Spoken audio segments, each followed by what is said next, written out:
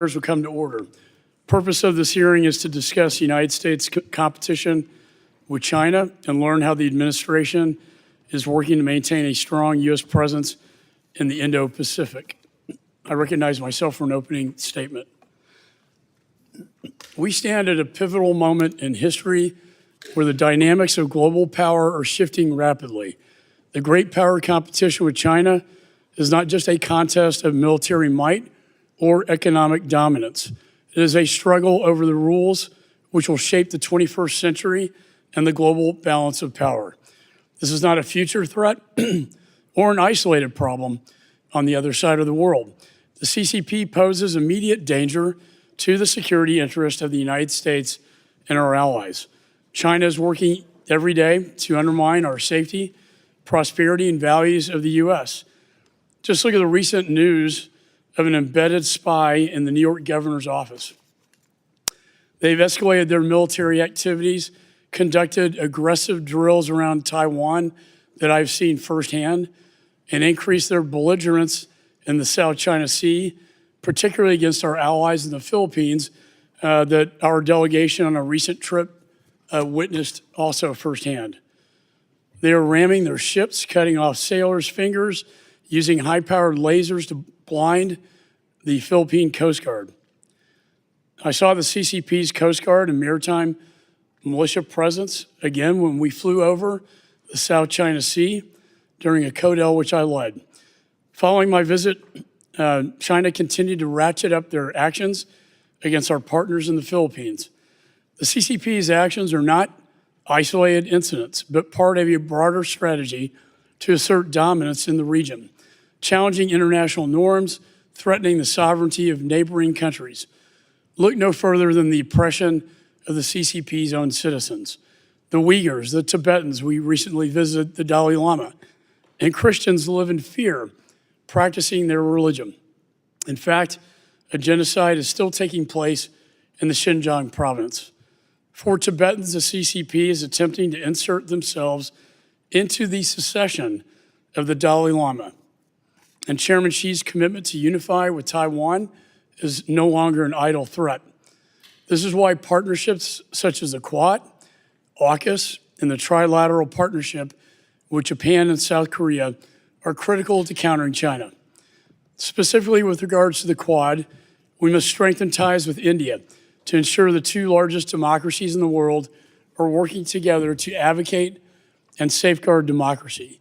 While these partnerships are critical to countering China, I must say I've been disappointed that it has not gone further.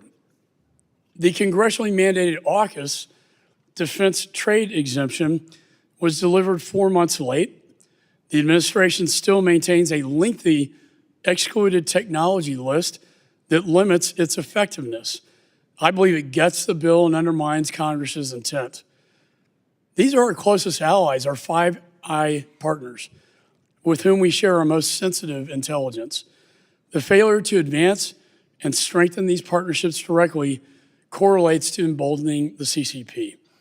There is no NATO in the Indo-Pacific, which is why it's imperative we strengthen our partnerships with democracies in the region. However, China's influence extends beyond the Indo-Pacific. The tentacles of the CCP reach every corner of the globe. Their Belt and Road Initiative is a tool for expanding their geopolitical influence, often at the expense of the sovereignty and economic stability of other nations.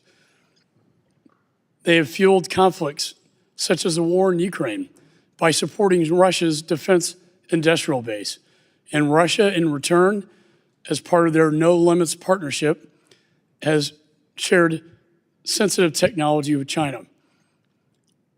Just the other week, you said Russia is providing China with, quote, submarine operations, activities of aeronautical design, including stealth that also involves capacities on missile capabilities.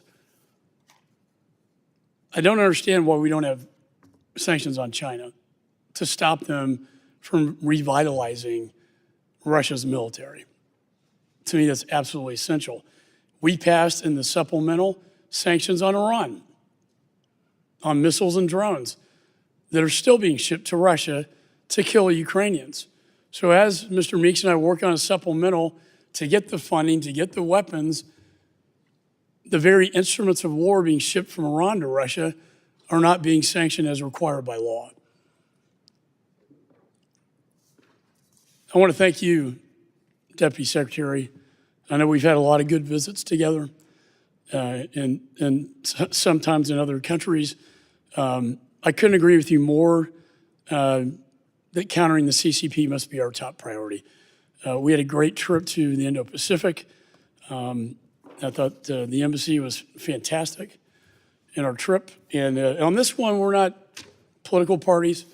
Mr. Meeks and I want to work with you and this administration on what is in the best interest of the American people. And so with that, I now recognize the gentleman from New York, Mr. Meeks.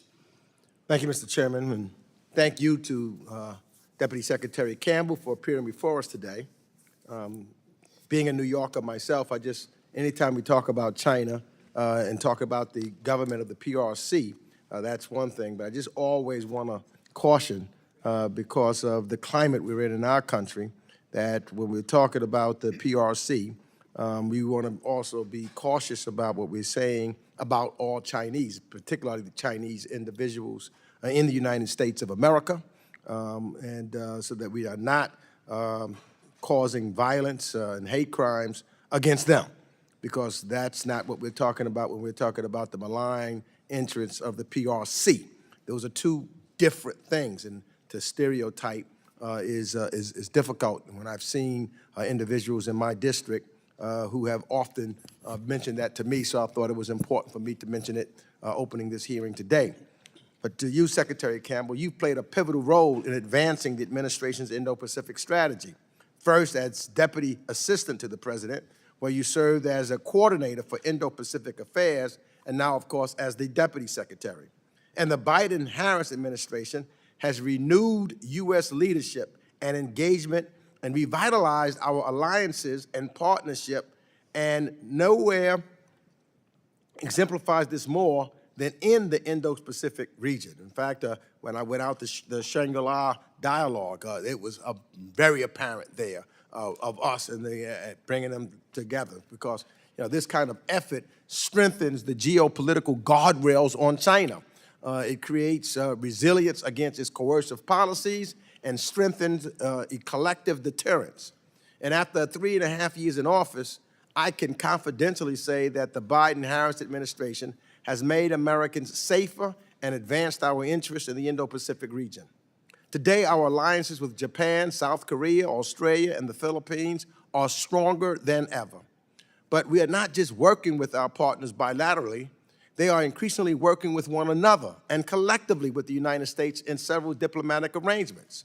First, after elevating the Quad to the leaders level upon taking office this weekend, President Biden will be holding the 4th in-person Quad Leaders Summit with leaders of Japan, Australia, and India to continue delivering tangible benefits for the region.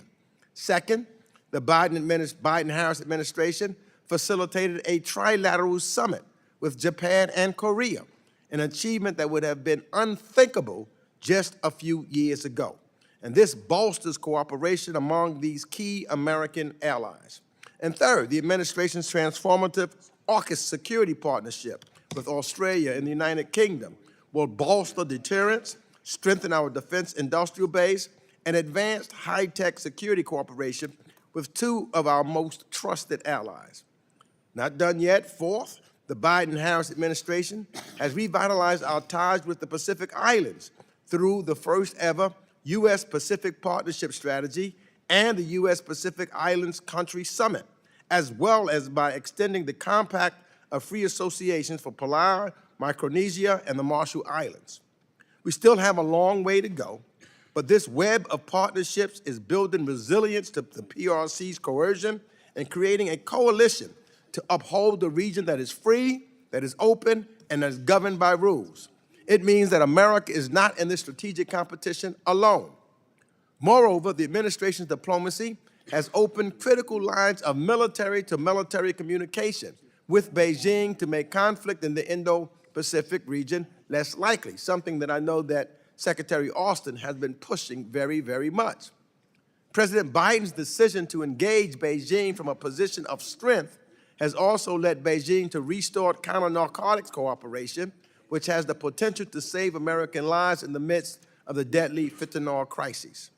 And just this weekend, we welcomed reports that David Lin, an American citizen who was wrongfully detained in China for nearly 2 decades, is finally home, safe and sound with his family.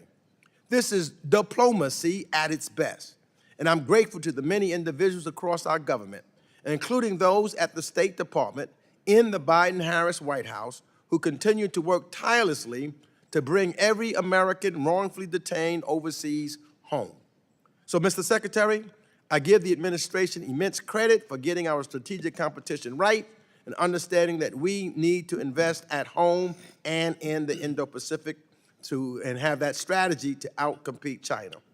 Last thing I'll say is I would hope that my colleagues here, we will not continue to allow China to outbid us. Cutting the diplomatic budget by 12% does not help us in our competition with China. That is not competing, and so I hope we will do so. So I look forward to our discussion today, and I hope we can talk seriously about how we compete effectively with China instead of just talking in a bluster tone that the stakes are too often. I agree with the chairman.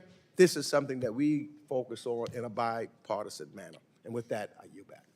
Thank you, Gentleman yields. Other members are reminded that opening statements may be submitted for the record. We're pleased to have today the 22nd Deputy Secretary of State, Kurt Campbell, before us. Your opening statement will be put in the record, and your remarks are at 5 minutes.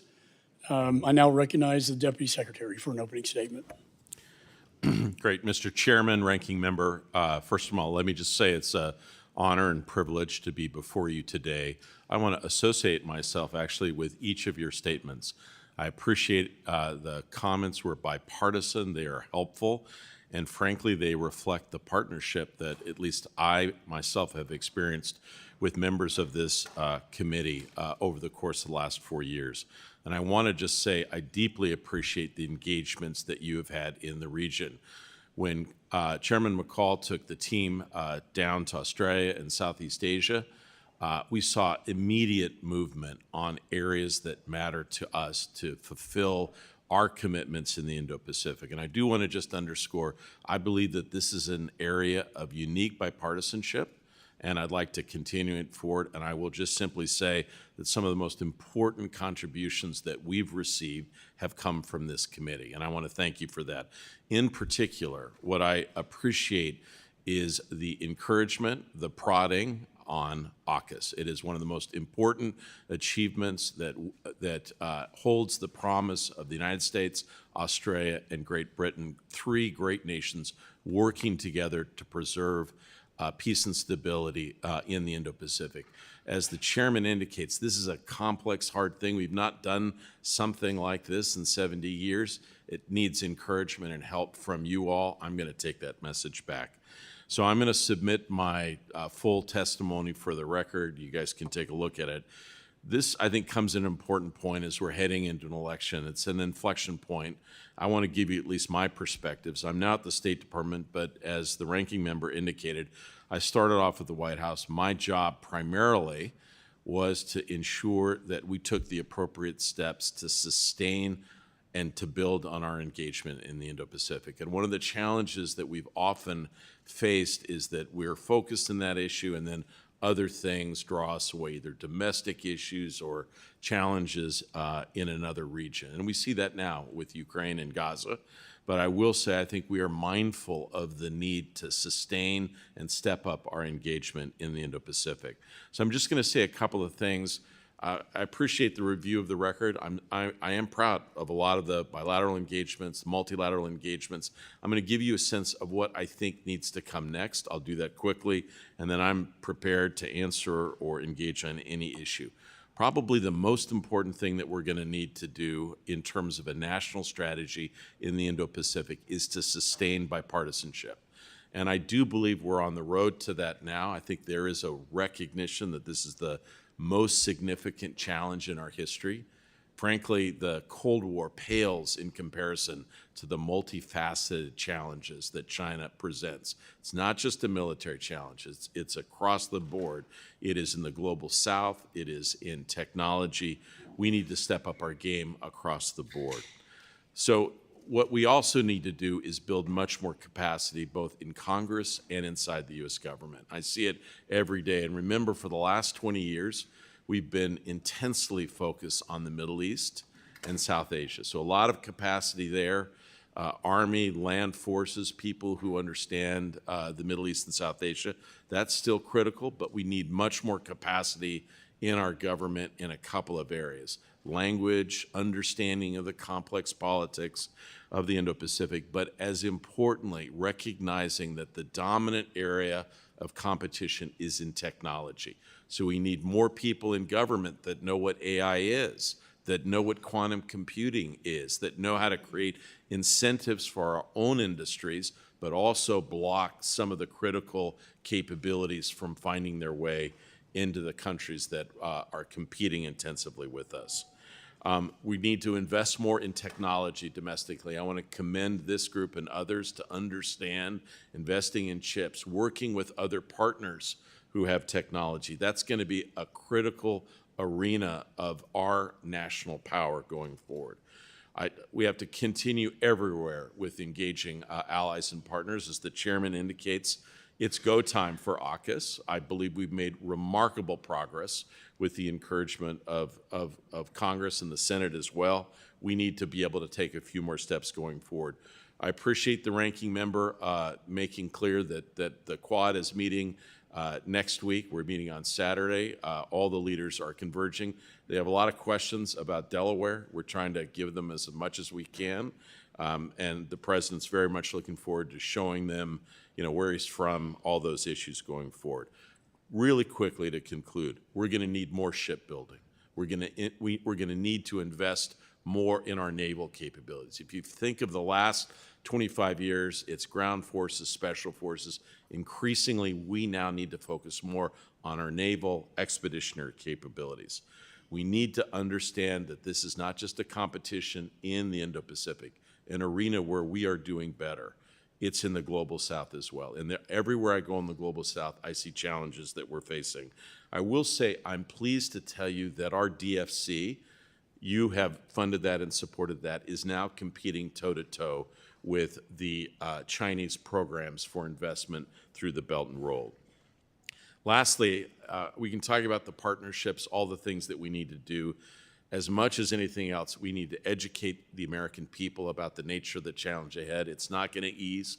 It's going to continue. We need more resiliency in our own national institutions and a sense of national resolve for what it takes. I will say, sitting before you, Chairman, I think we're in a better place than we were several years ago. I will just remind you, 4 years ago, the general view globally was that China had eaten our lunch, that they were going to surpass us economically and commercially, that we were in the midst of some sort of hurtling decline.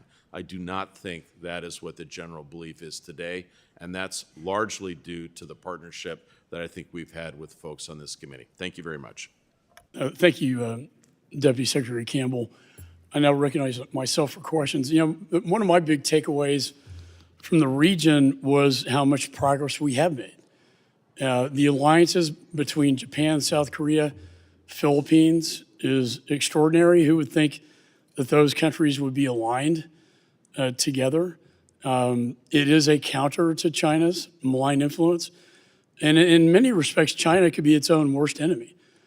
With the belligerence against the Philippines, I think President Marcos has gotten even stronger in his rhetoric. And we certainly felt the island nations, as they feel more threatened by China, their perception of China changes. And I think Australia is in that category as well, which is why AUKUS is so important. As you mentioned, this is, if you pulled someone on the street, they wouldn't know what we're talking about. But I think it's one of the most important alliances that we've seen in recent history.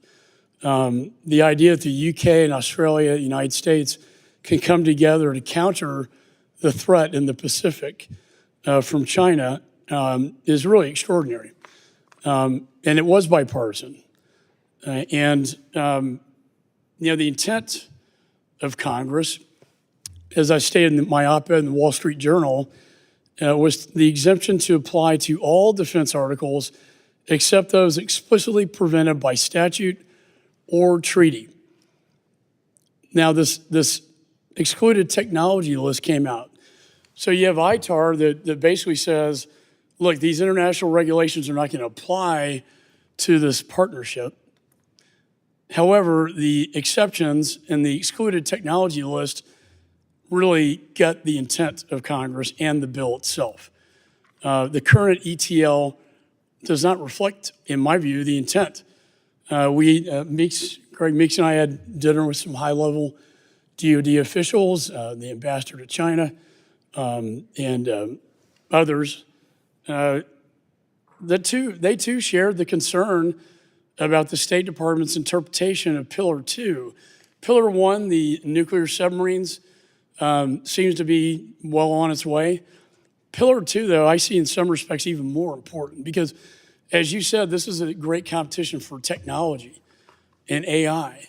So when I look at the list of accepted or excluded technologies, when it talks about precision weapons, this one, unmanned underwater vehicles. Well, we got a presentation in Australia of one of the most cutting-edge AI underwater vehicles that could really make a difference. That would be excluded by this technology list that came forward. Communication networks, naval acoustics, and then jet engines.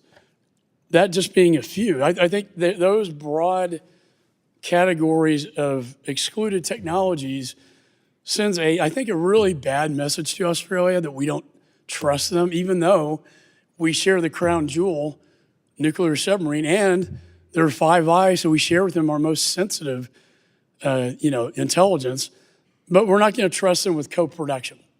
And I think co-production could actually help us with the defense industrial base problem that we have, also. So I kind of get a sense where you are, sir, on this.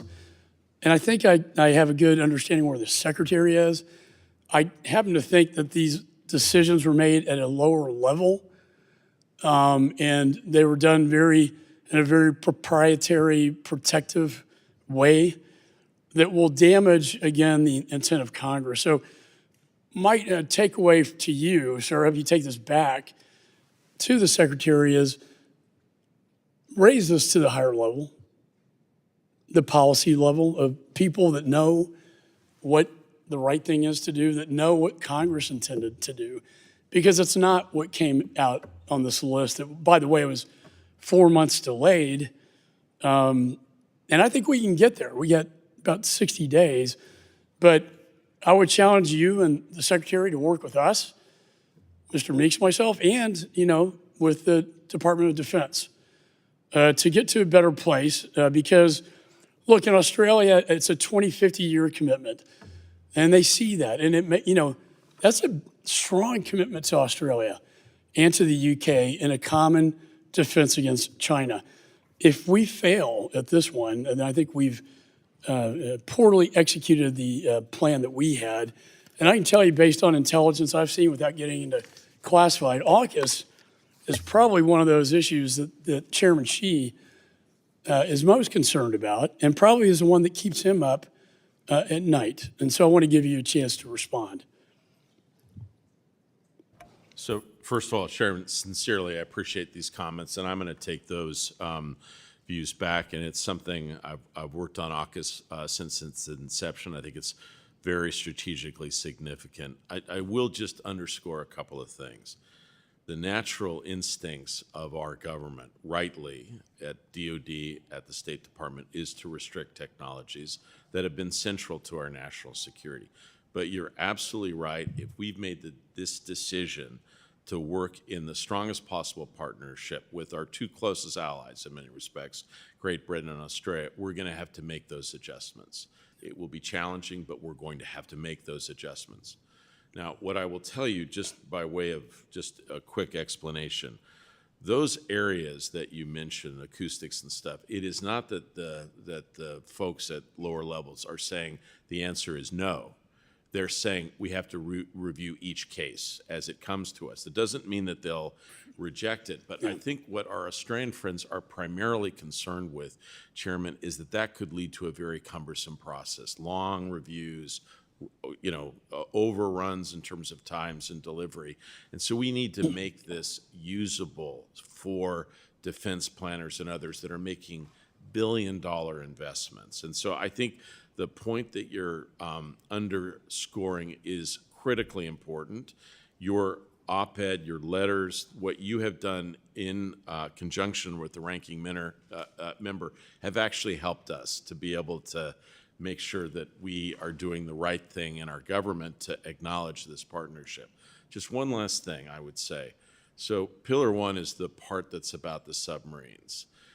Pillar 2 doesn't get enough attention, and that's really about not just, we have 3 countries engaged in that now, but looking at advanced technologies, capabilities that are innovative, perhaps not as expensive. And you're exactly right. If you look behind the scenes, both Great Britain and Australia have made investments in innovative capabilities that would be very good for us.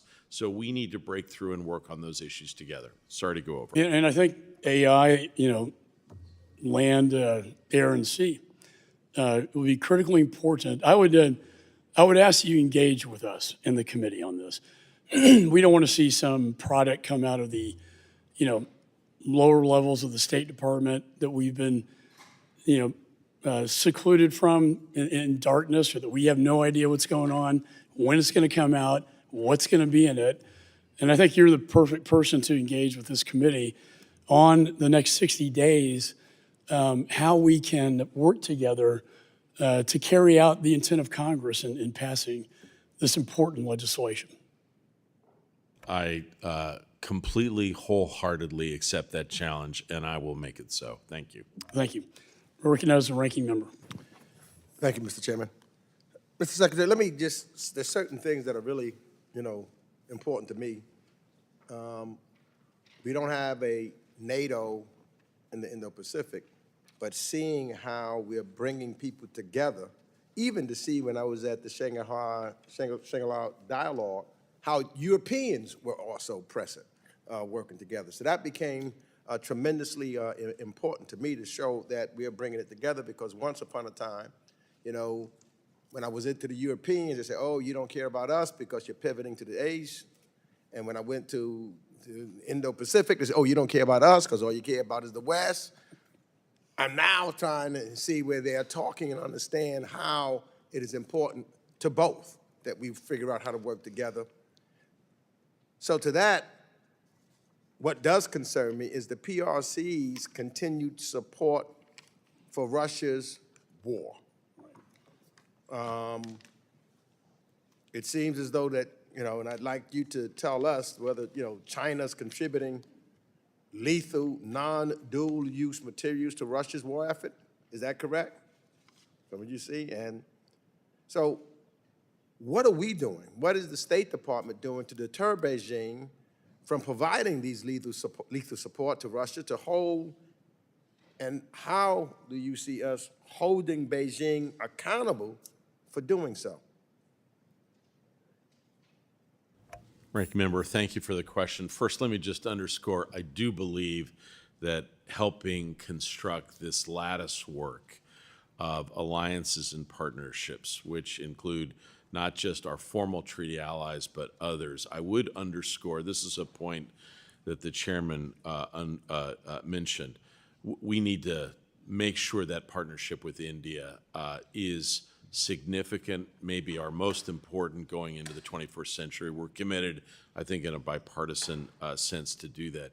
You're also exactly right. One of the most interesting things that is occurring is European partners are working with us in the Indo-Pacific, and, as you note, Indo-Pacific partners are supporting Ukraine substantially in their efforts to resist the brutal invasion and illegal invasion of Russia. So you mentioned a point that I'm deeply concerned by, and that is China's support to Russia's defense industrial base. But it is not just China that is doing it. It is also support from North Korea to Russia in terms of artillery rounds and missiles, and more recent reports of Iran supporting Russia. So now you have these other countries that are engaging and supporting Russia in an effort that, frankly, poses not just a challenge to Ukraine, but long-term peace and stability in Europe going forward. I would simply say, I think the most important thing, the reason that I'm spending so much time in Europe, we frankly have taken a lot of sanctions against Chinese firms. We've sent signals about our concern about the financing of these deals between Chinese, secondary technology firms and their Russian partners. The challenge is we've got to get more support from Europe on this. And there is a growing recognition of what China is doing in Russia. But you need to understand, for many of these countries, they faced a huge shock with the energy being shut off from Russia. Most of these countries made a bad bet on sort of that Russia would be a reliable provider of energy. And for many of these countries, doing business with China has been a big deal for 15 or 20 years. And so the idea to be kind of a 1-2 punch, you can understand leaders in Europe have some anxieties. However, I will simply say what we are seeing between China and Russia has the potential to destabilize Europe over the medium term and long term. And we have to be resolute about this. And I will say this is a relationship, guys, China and Russia, that we, the United States, has always had problems with. We did not understand the Sino-Soviet split in the 60s and 70s. We were late to understand it. And frankly, I think we have been slow to recognize the absolute intensity of engagement between President Putin and President Xi. So I want to associate myself with the sense of the committee that this is something that we need to do more on. In truth, it is affecting the battlefield in Ukraine, but as importantly, it will affect the longer-term relationship between Russia and the other countries in Europe as well. And that's what I'm thinking about also, because when I think about the Indo-Pacific and what we're doing here in the United States, could you just tell us how do you think it's important, or how important is it for our resolve here in the United States to support Ukraine for bolstering? How does that have a way it helps bolstering deterrence in the Indo-Pacific? And whether or not, if we fail in Ukraine, will there be any lessons that that Beijing will take away as a result of or the lack of our resolve in Ukraine? So it's a great question. I would just have the committee note in the last couple of days what we've seen is one of the largest exercises between Russia and China in the Indo-Pacific. We're continuing to see them working closely together in a variety of areas, not just in Ukraine, but increasingly across the Taiwan Strait. And so, look, there are academics and think tankers who say, oh, no, we gotta not focus as much on Ukraine. We got to focus more on what's going on in the cross strait. My counsel to you is that you cannot separate these things. How we fare on the battlefield in Ukraine, how the Ukrainians do, has incredible implications for how others think about potential areas of conflict in the Indo-Pacific. And I will say what's happening in Ukraine on the battlefield is leading militaries around the globe, but particularly in the Indo-Pacific, to think about their own procurement and their own strategies. I'm pleased to say I know that the chairman and you had dinner last night with the chairman of the Joint Chiefs. They are deeply focused on learning the lessons ourselves so we can apply it to new potential avenues of deterrence in the Indo-Pacific. Thank you. Gentleman yields back. Chair recognizes Ms. Wagner.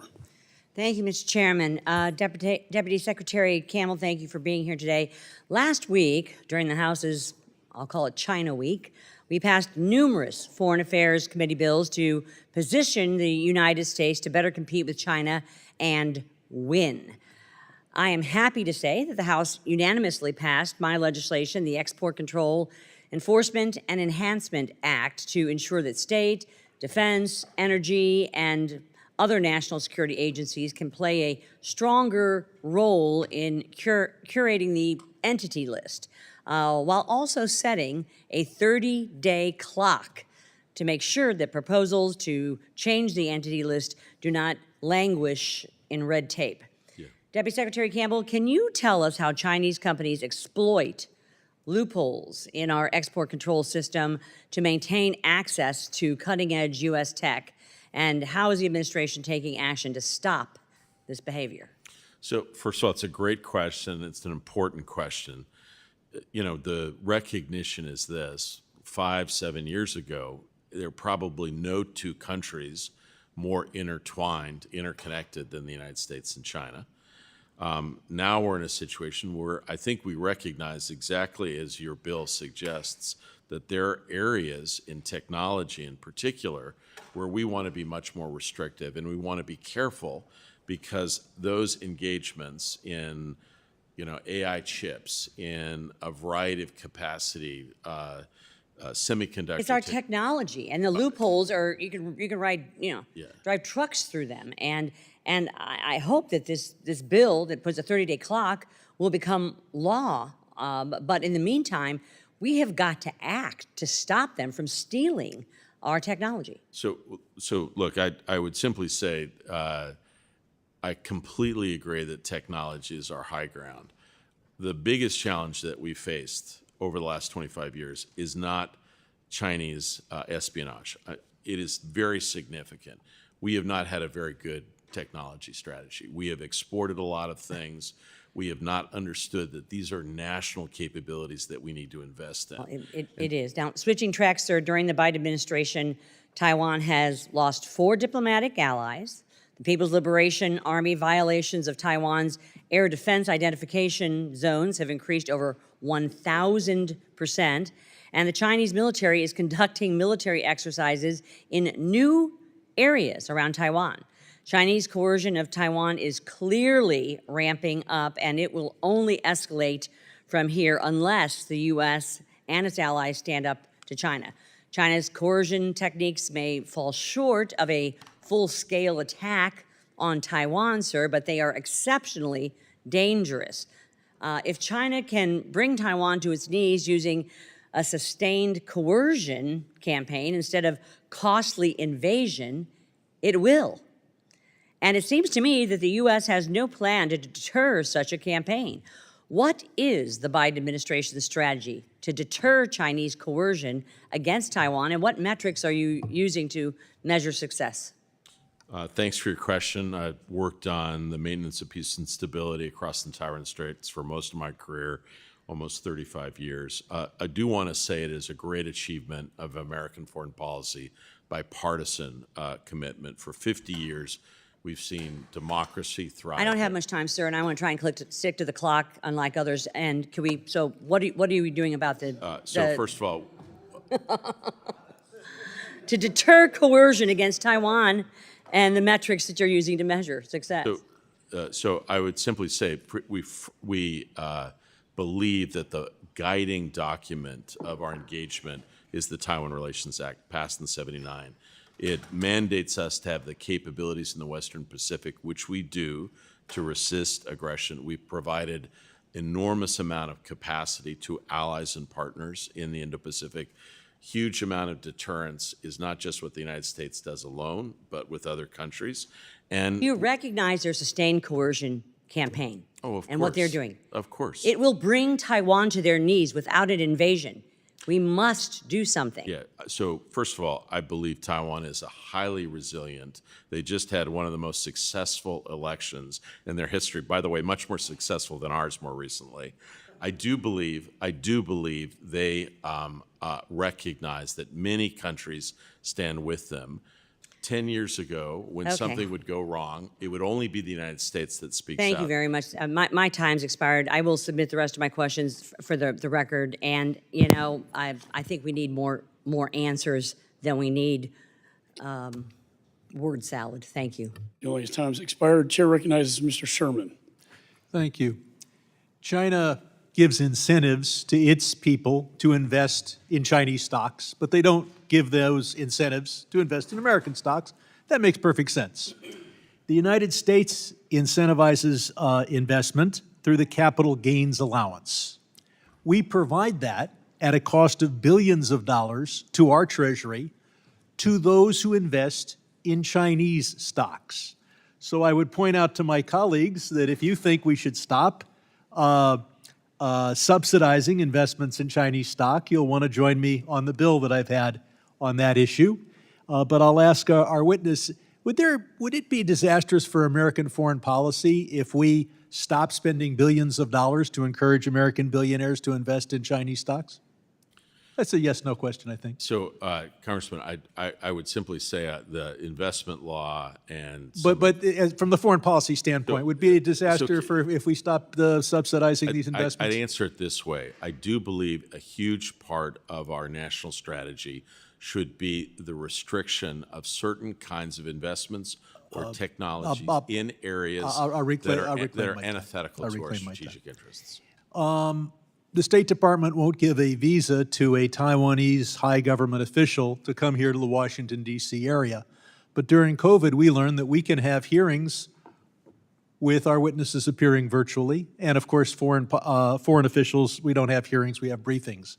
Would the State Department object if this committee had a briefing by Zoom with the Foreign Minister of Taiwan? First of all, I can't make decisions for the committee more generally. I'm asking whether you would advise against it. We have deep, substantial engagements, unofficial and other engagements with the Taiwanese government. I believe that you do as well. And I'm hoping that the chair would have a briefing of this committee by the Foreign Minister of Taiwan. Our policy toward North Korea for this whole century has been a manifest failure in that they keep making more fissile materials and we keep telling them they don't have nuclear weapons or they shouldn't. I think we should be changing our bargaining position. We changed our style radically with Trump, but not our position. But I want to focus on a much smaller issue.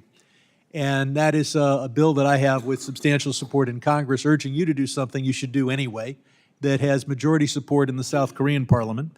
And that is to announce a willingness to negotiate a peace treaty with North Korea to replace the armistice that Eisenhower signed. This is not a concession to them any more than Eisenhower's policy. Is the United States willing to negotiate a peace treaty formally ending the War of 1953? So first of all, I will just say diplomatically, we're prepared to sit down and engage with the North Koreans. We do have some conditions. We will not accept North Korea as a nuclear state. Are we willing to negotiate on this one issue only after they give up their nuclear weapons, or are we willing to negotiate to solve the problems of 1953? I will tell you, all of our engagements are attempts.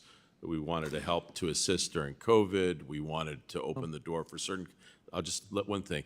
For the last 6 years, we've had virtually no communication with North Korea. They have chosen not to engage with us directly on any subject. I would hope that any subject, we would announce that we are willing to negotiate on this one subject. Dr. Afridi remains in prison in Pakistan. We should have agreed to a Siddiqui-Afridi trade. We didn't. I don't know if that's still on the table.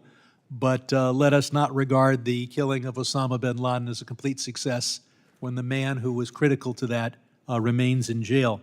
As to Pakistan, they banned the batsman. Imran Khan is in jail. They're proposing changes to their constitution that would make Viktor Orban blush in the sense of changing the independence of the judiciary and perhaps bringing Imran Khan before a military court. I would urge you to instruct the U.S. ambassador in Islamabad to simply visit Imran Khan in prison and demonstrate that we meet with various Pakistani leaders at all times, and we're willing to meet with him. I've got both those issues. Thank you. I'll take those both back. Thank you, Congressman. Thank you. I yield back. Gentleman yields. Chair recognizes Mr. Mast. Thank you, Chairman.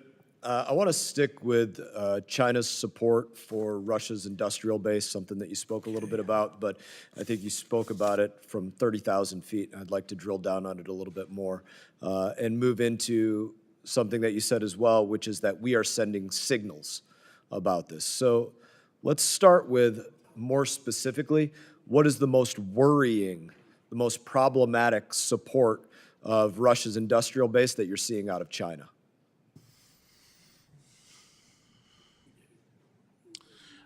I would say for me, Congressman, the most worrisome thing is that it comes from the very top. And it appears that the Russians are prepared to provide a broad range of support for their military industrial capacity in Russia. I think right now we see the role of UAVs and other capacities that are penetrating the Ukrainian airspace. Much of that has been supported surreptitiously by China, and it raises real concerns. Give me more specifics. Ordnance related, Well, electronics related, technology related.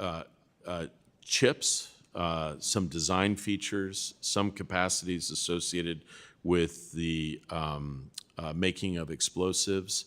I think in this session, I can't go very much further. In a private session, which I would happy to have any time I'll give you, but I would just say, Congressman, it is substantial and it is affecting Russian capabilities on the battlefield. What are the signals that we are sending that are, by the way you said it, I take them as inadequate? Say, as Signals. You mentioned in your comments, we are sending signals. well, so we've done dozens and dozens of sanctions against particular Chinese firms. We have put some of their financial institutions on watch.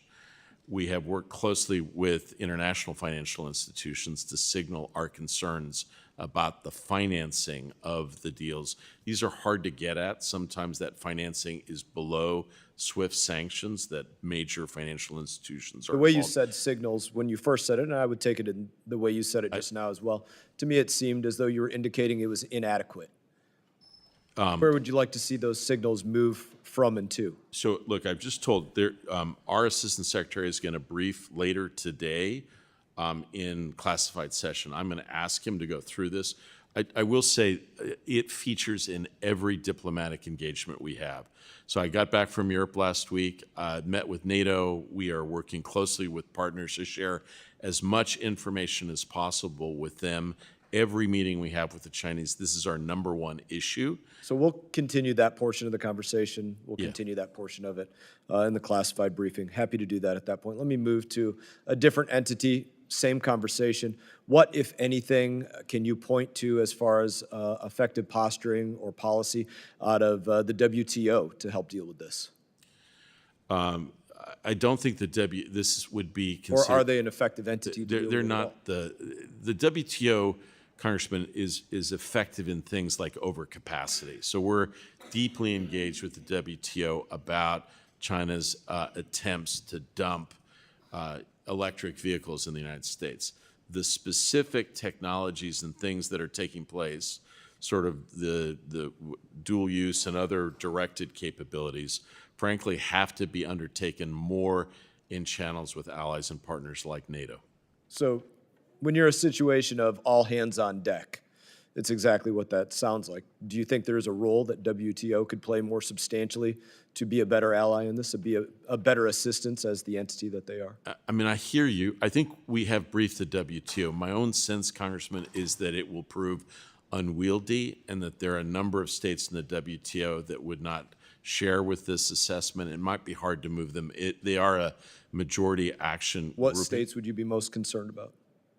There are a few states in Europe, I think we both know what they are, that probably associate more with Russia and Ukraine, like Russia and China, like Hungary. That would be of concern. I will say I believe this is an arena where we are best suited to work with our strong allies and partners. That's why we're working with Japan and Australia, Ukraine, all of our countries in Europe who are also taking like-minded steps to send, I think, probably the clearest possible signals that these steps by China and Russia have the potential not just to upset the battlefield, that's happening, but longer-term security in Europe. Thank you, and my time has expired. Gentleman yields. Chair recognizes Mr. Connolly. Thank you, Mr. Chairman, and welcome, Mr. Deputy Secretary. Would you say that Kim Jong-un and Xi Jinping are malign influences with respect to U.S. foreign policy and our interest in the Indo-Pacific region? So I would say clearly Kim Jong-un is undertaking deeply malign steps against American strategic interests, against our closest partners in Japan and South Korea, and I do not believe there are any redeeming features about their role on the global stage. I think you know that our relationship with China is much more complicated. Well, let me stick with that Korea one. So do you know who President Trump was talking about in 2019 when he said, quote, "He has a great and beautiful vision for his country, and only the United States, with me as president, can make that vision come true." You know who President Trump was talking about? I think it was Kim Jong-un, but Kim I don't Jong-un, know you that. just said no redeeming quality. Okay, well, who was President Trump? Because certainly Xi Jinping, it's complex, I'll grant you. But certainly his activities in the South China Sea and in the region more broadly have been aggressive and at times kinetic, provoking our allies and forcing us to respond. Is that not true? It is true. So who was President Trump talking about when he said, and I quote, and this is just last year, think of him, central casting, brilliant guy. You know, when I say he's brilliant, everyone says, oh, that's terrible. But, well, he runs with an iron fist. He's smart, brilliant, and everything perfect. Who is he talking about? Do you know? I think that's President Xi Jinping. See, you're winning. Xi Jinping. Some of my friends in the South, they all love to bash the Biden administration for somehow being asleep at the wheel in this region. So let me just walk through a few things. Did President Biden and this administration bring together two long, if not adversaries, certainly suspicious of one another for historical reasons and getting cooperation really tough, and forge a bilateral cooperation agreement between Japan and Korea? Did that happen on our watch? Trilateral, yes. Yeah, and I thank you. will say I saw personally President Biden's engagement with both leaders, pushing them to do things that were frankly a little bit out of their comfort zone and difficult for them politically. Yep. Ultimately, the leadership Big is deal. with President Yoon Right. and Prime Minister Kishida, but President Biden very much helped. Big deal, because they don't really trust one another, but a common foe and a common interest led by the Biden administration brought them together in a trilateral. And by the way, we passed a resolution on the floor of the House unanimously praising that agreement just last week. Australia and the United Kingdom, did the Biden administration pull together something called AUKUS to co-develop modern technology and increase the capacity of our partners in the Indo-Pacific region? I thought we did, but I heard maybe it had come about earlier, but I don't think so. I think this was the Biden administration. Did the Biden administration revive the relationship with the Philippines such that we actually now have been invited back to open 4 military bases, as I'm counting, in the Philippines, again designed to counter Chinese aggression and hopefully serve as a deterrent? Yeah, very proud. And how long did we go without military bases in the Philippines before the Biden administration reached that agreement? It's been decades since we've Decades. worked more So this closely again, with the reviving a relationship. We also have a quadrilateral security dialogue called the Quad, which is working with Japan, India, and Australia to promote rules-based order. Is that true?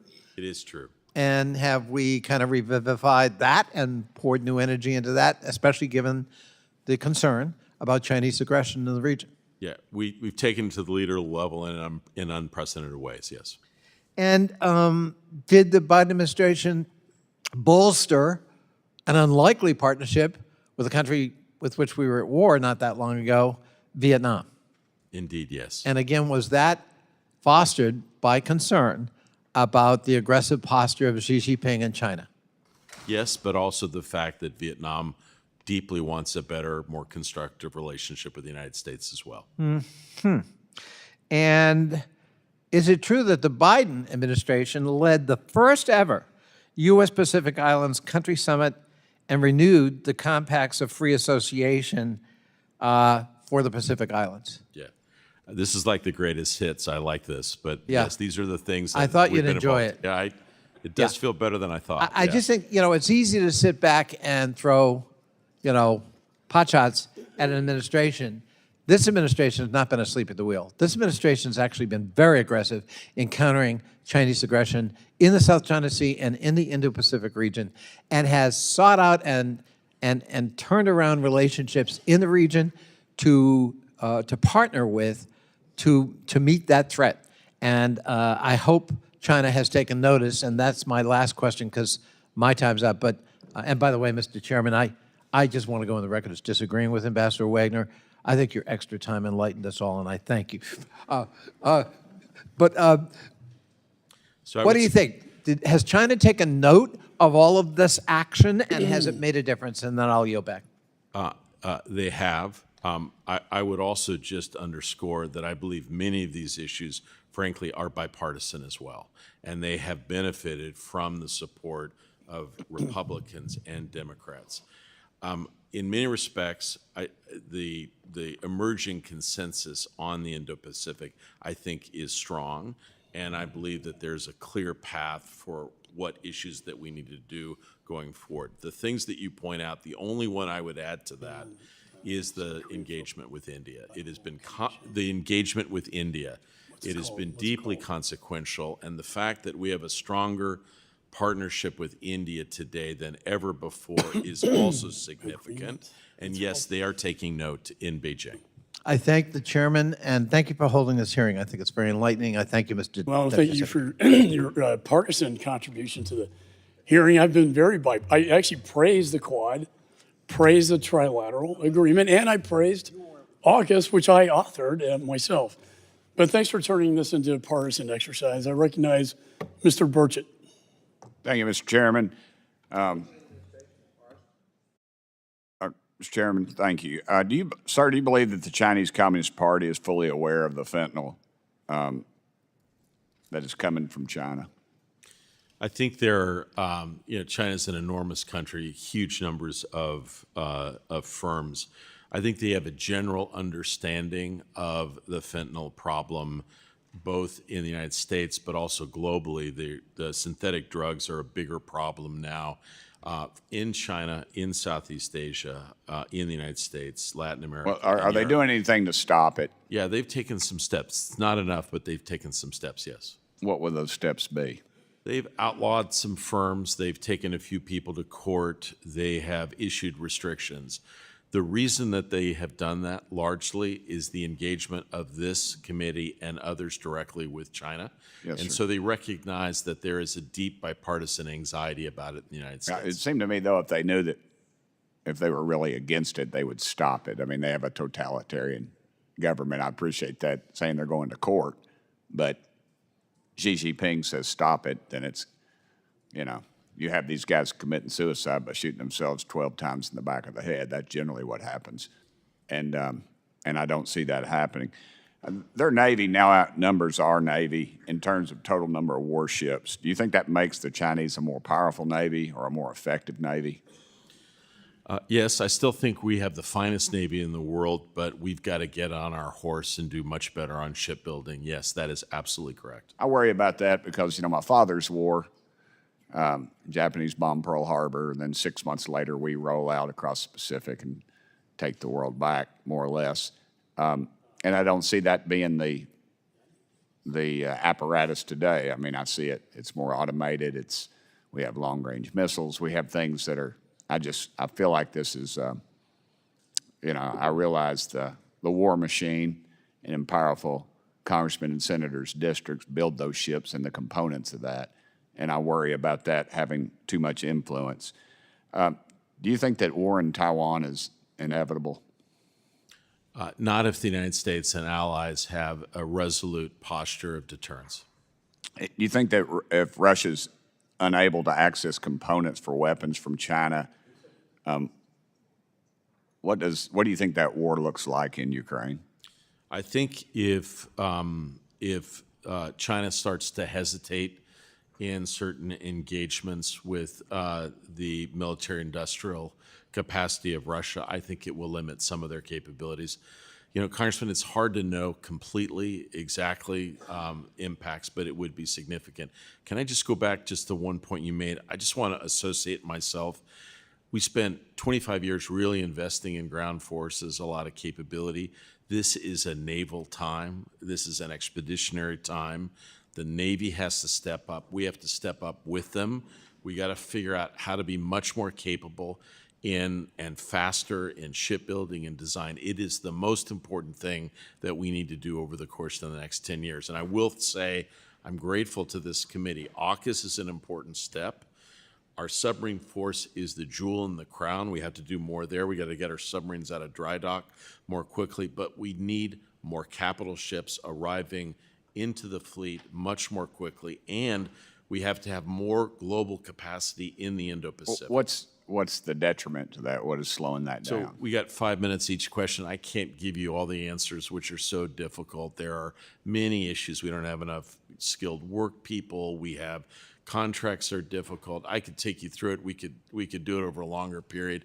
But what I would say is that this just needs to be an area of increased national purpose. Okay, one more question. Are there any sanctions not being enforced that could interfere with the weapons production and trade between China and Russia? I don't think I understood the question completely. Just say it one more time. Sorry. Are there Congressman. any sanctions? I'm from East Tennessee, sir. It's the only place in America where people don't speak with an accent. So, Okay. are there any sanctions not being enforced that could interfere with the weapons production and trade between China and Russia? I believe that almost all the sanctions that have been applied to China in this respect have been followed. I think probably more steps are going to be necessary going forward. All right. Thank you, Chair Lady. I yield back my 12 seconds. Thank you. I now recognize Congressman Barra from California. Thank you, Madam Chairwoman. Mr. Connolly went through the greatest hits, so I won't repeat that. But I would emphasize, something that the ranking member raised. The marriage of a transatlantic strategy with the Indo-Pacific strategy, I think, is one that we're really seeing advancing in conversations. I'm going to shift. I know you represented us at the Pacific Islands Forum meeting, and in the past few months have traveled a lot in the Pacific Islands. I've been to Tonga, Tuvalu, the Solomon Islands, PNG, and Fiji, and also prior to that spent some time in Southeast Asia, Vietnam, Cambodia, Laos, and Thailand, kind of looking at the Mekong.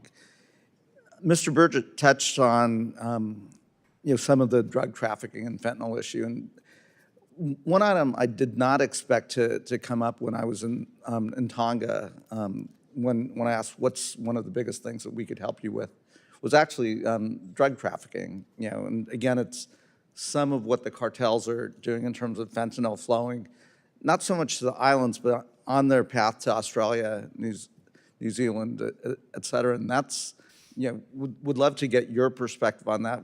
I've raised the issue with the Australians, and I think this is an area where we could all work together. Also along the Mekong, did not expect to hear about some of these exclusive economic zones that really are just Chinese organized crime setting up casinos, indentured servant, but also I do think a lot of drug trafficking moving through there as well. And again, if you want to touch on that, how we should be thinking about that as Congress working with the administration, not a partisan issue. It's an issue of concern. And then any other takeaways from the Pacific Islands Forum?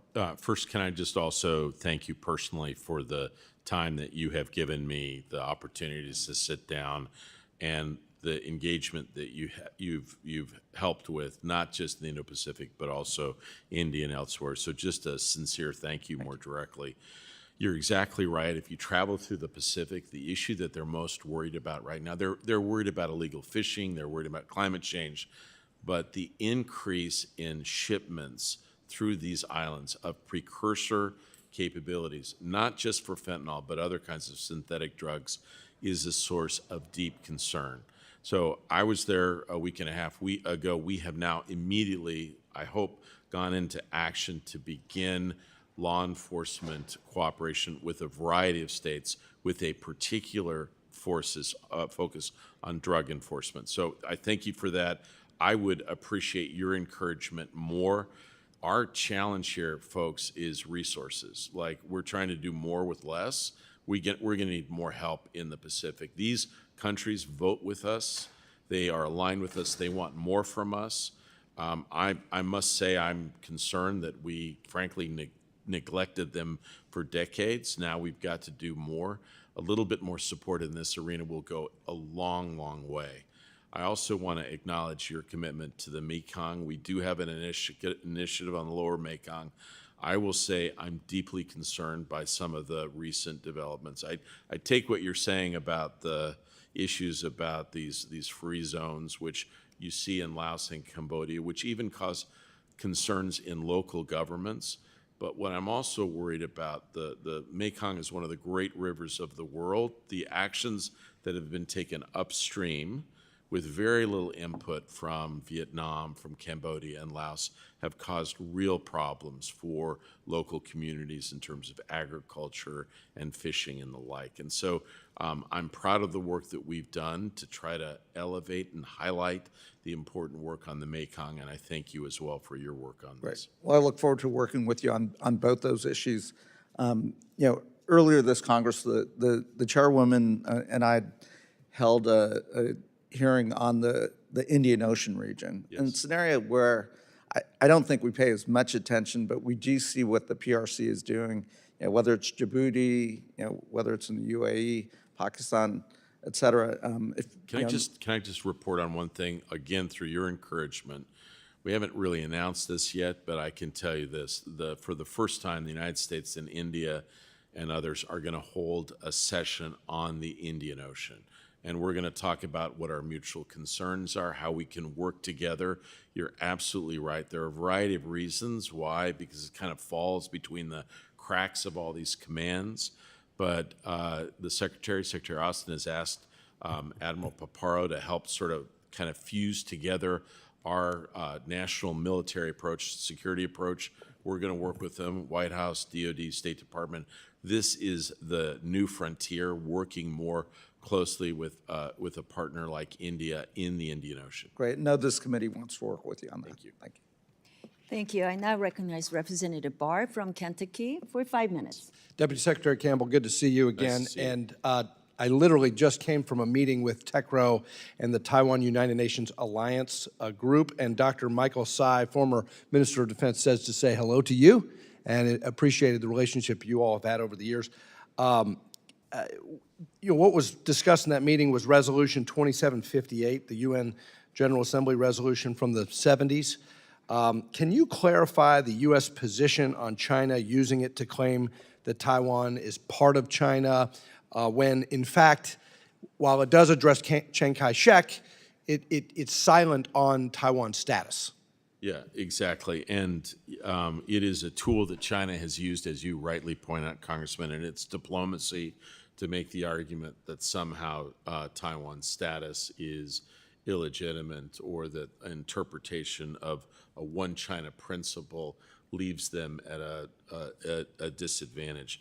I simply want to say that, we stand by our commitments to Taiwan. We try to clarify in all of our engagements the nature of our policy towards Taiwan, how it is influenced by the Taiwan Relations Act, the 6 assurances, the 3 communiques. I will say, Congressman, that framework, it is difficult and challenging sometimes, but it has provided for an unprecedented level of development and peace and stability across the Taiwan Strait for 40 years. It's going to be harder going forward, but I do think it has given us the capacity and the framework to engage on a complex Well, thank issue. you for that, because I think the less ambiguity Yeah. relating to that and the U.S. position, the better, because obviously, as you just pointed out, the PRC is using that to sever diplomatic ties or disrupt diplomatic ties between certain nations, and also exclude Taiwan and then exclude Taiwan from international participation in international organizations. Let me ask you about sanctions really quickly in Europe. I'm leading a bipartisan congressional delegation to Europe, and I seek your guidance here, but one of the ways to enlist European allies and partners into this project relating to China and making sure there's de-risking happening with respect to China, in my view, is better, more forceful use of sanctions. In August, the administration, Commerce, added 30 Chinese firms to the Commerce Entity List for their role in supporting Russia's invasion of Ukraine. But were any of these companies added to the Treasury CMIC list? I'm going to have to take the specifics of that back, Congressman, and I will get back to you immediately on this. I do want to I think what you describe is what's necessary between the United States and Europe. The first step is more engagement on the Indo-Pacific. You will find on your trip, when you talk to them about the Indo-Pacific, they're hungry for more information. They want to know more about our policies, but this is not an arena where they have a lot of deep experience. And so your ability to help them think through the challenges, they want to know more about cross straits. They ask us a lot of questions about the South China Sea. They want to know about AUKUS and our security Well, partnerships. can I just reclaim real quick? Because I think, again, getting the Europeans serious about this issue would be if we actually not just put these Chinese entities on a commerce list, but actually sanction them or put them on the CMIC list, because that has a multilateral effect. The Europeans are looking at what Treasury is doing, and if these Chinese entities are aiding Russia enough to get on the entity list of commerce, why are they not being put on the Treasury CMIC list? And then furthermore, why is Treasury not putting them on the full blocking sanctions list, the SDN list? I'll take that back. Yeah, and I need to talk to Secretary Yellen about this too. We're not sending the right signals to the Europeans. If we sanction these entities for materially supporting Russia, then Europe will pay more attention. And I think that's what I would, you can help us in our diplomacy in Europe if Treasury would actually do this, as opposed to just putting it on a commerce list. Final question on the Philippines. Are the resupply trips to the Sierra Madre a long-term solution to assert the Philippines' internationally recognized sovereignty over Second Thomas Shoal? What is the long-term solution to Second Thomas Shoal? So I think the most important things that we can do right now, Congressman, is, as we've heard, strengthen the bilateral partnership between the United States and the Philippines, to multilateralize. You'll note in recent weeks we've had patrols from Australia, from Japan, other countries, to underscore our commitment to freedom of navigation. We have to increase Philippines' capacity, and we have to be absolutely resolute that the legal standing on which China is using to apply illegitimate force in these areas is antithetical to the international community. All right, thank you. Thank you. I now recognize the gentlelady from California, Representative Jacobs, for 5 minutes. Thank you, Madam Chairwoman. Secretary, great to see you. Thanks for being here. I first wanted to ask you about the Global Fragility Act. I think it's an incredibly important bipartisan piece of legislation. My colleague, John James, and I introduced the reauthorization of it today. And thank you for being such a steadfast champion of it within the department. I asked Undersecretary Bass the same question last week, and I want to get your answer to it, which is, as you know, the way we envision the Global Fragility Act is that it's not just a programming authority. It's about a whole new way of doing business, learning from the lessons of the Sahel and Iraq and Afghanistan, including the need to have an integrated response with the State Department in the lead, because at the end of the day, these are not actually only security challenges, they're political ones. And it's not only a programming thing, we need to have it infused in all of our diplomacy. So I wanted to ask you, how are you in the department doing diplomacy differently and pushing for political solutions pursuant to the GFA, and how are you making sure that the GFA strategies and the idea of GFA are infused and integrated into all policy decisions? Yeah. So look, it's been a great policy tool. What it has helped us with the most, to be honest, is that it's helped forge more collaboration with key players inside the U.S. government. And in truth, what we've sought to do in addition is to bring other partners in, like I was talking about the DFC, the Coast Guard. And so what I think it has provided us is a way of thinking about challenges that allows us to motivate and to engage a whole of government on some of our issues that we're dealing with. So Congressman Bear, just really to give you an example, was talking about the drug issues. The drug issues can't be solved by our Navy patrols or our diplomatic engagement, but we have really good capacities on how to counter societies or groups that are being afflicted with drug flows. And so it's bringing those groups into the conversation and engaging them directly. So I like the tool very much. I've used it primarily in a couple of different countries. I'd like to see that framework extended to other countries, particularly in the global south, where we need to step up our game. Yeah, I couldn't agree with you more. I actually wanted to get to one of the specific countries since we're talking about the Indo-Pacific today. Obviously, Papua New Guinea is one of the GFA priority countries. Yes. I visited there a couple years ago, and I think it's a good case study to figure out how GFA is a way we can do things different, even amidst global competition. But I wanted to know, how are you thinking about the challenge of, like, through GFA and in general, we're offering more technical assistance to the judicial capacity and, reducing violence, whereas, China's offering to build roads. How are you thinking about the value proposition of the Global Fragility Act as it relates to Papua New Guinea? So thanks. And so I would simply say that the Global Fragility Act is important, but not the totality of what we need to be able to do. So in truth, you are right. You've traveled in the Pacific, so you go to these countries. We help with a lot of soft power issues on treatment of disease, on education, on capacity building, and they build a big stadium or a big, head of government office, and it's quite visible and hard to compete with in some respects. I will say in the last year or two, we have found a couple of areas that have been a big differentiator for us, and something, again, the committee has been briefed on and supported. Our support to these countries being linked by undersea cable.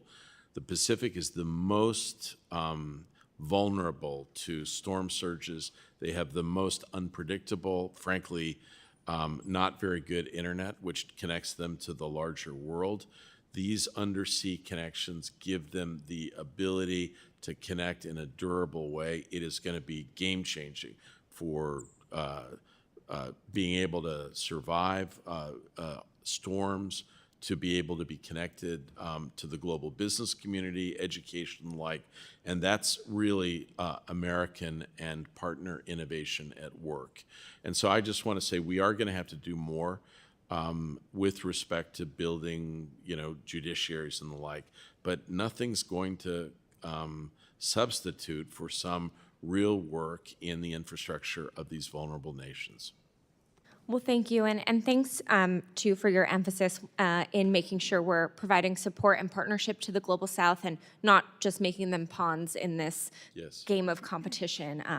I will say also, and I very much, Congresswoman, the way you said this, when you go into these meetings, wherever you are, in Africa or in the Indo-Pacific, if they believe the only reason that we're engaging is to compete with China, our partners are immediately suspicious. We have to meet these countries where they live, address their direct issues that matter to their people. In the Pacific, again, it's climate change, it's illegal fishing, it's capacity building.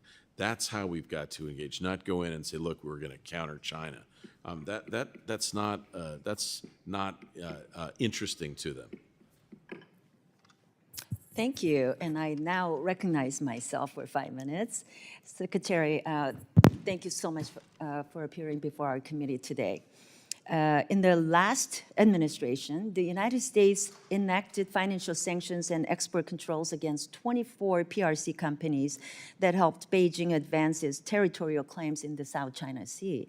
So I would like to ask you, how many sanctions or export controls has this Biden administration used against PRC companies that is supporting either the military construction or harassment in these waters? Yeah.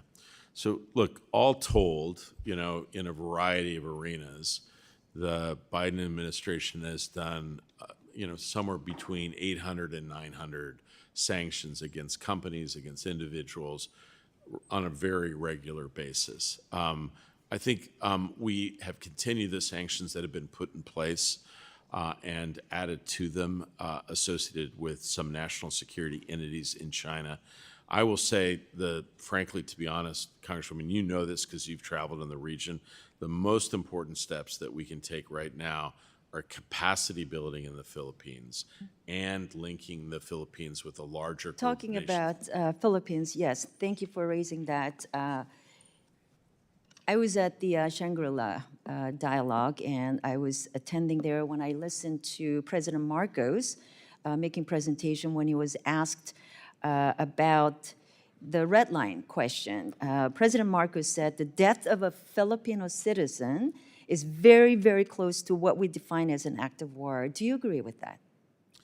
Look, I can't speak for President Marcos, a man that I admire greatly. I would simply say that our security partnership between the Philippines... So we have a mutual defense treaty with the Philippines. So if a Filipino sailor was killed by a CCP, Coast Guard, water cannon, or deliberate ship ramming, would that invoke mutual defense treaty? So we have signaled very directly, we've reassured the Philippines and signaled to the Chinese that our defense treaty does apply in circumstances on the high seas involving Philippine naval assets and sailors. I'm not going to get here and say, like, on this particular hypothetical. I would simply say you are exactly correct, Congresswoman, that the security treaty between the United States and the Philippines is very much active in these complex scenarios.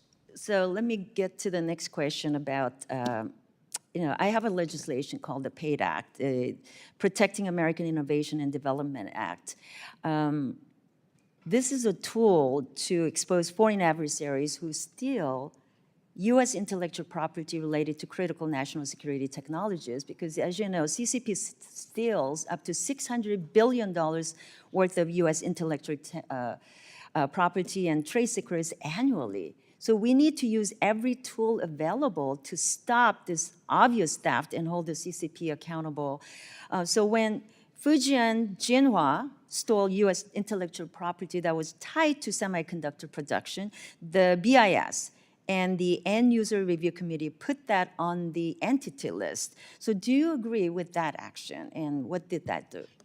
So, look, I would simply say that I think the larger effort that you described to harden American companies, our governments, to intrusions and efforts to steal our industrial, commercial, technological secrets, that is a important order and incredibly vital to our own national security.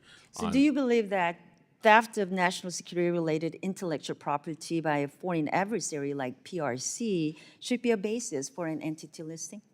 I do. Okay, thank you. In my travels in the Indo-Pacific, as you know, and also attending Shangri-La dialogue, having conversations with our counterparts at the governments there, and also with the U.S. defense startups actively participating with Indo-PACOM, it's clear that the U.S. defense industrial base is strained, and we need to revive our shipbuilding industry. And even Indo-PACOM Admiral Paparo says,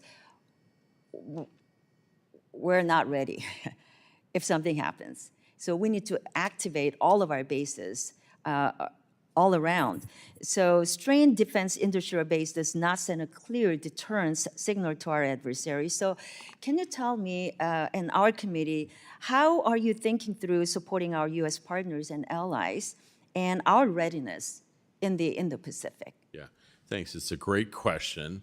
In truth, we downsized our military industrial complex substantially in the 1990s.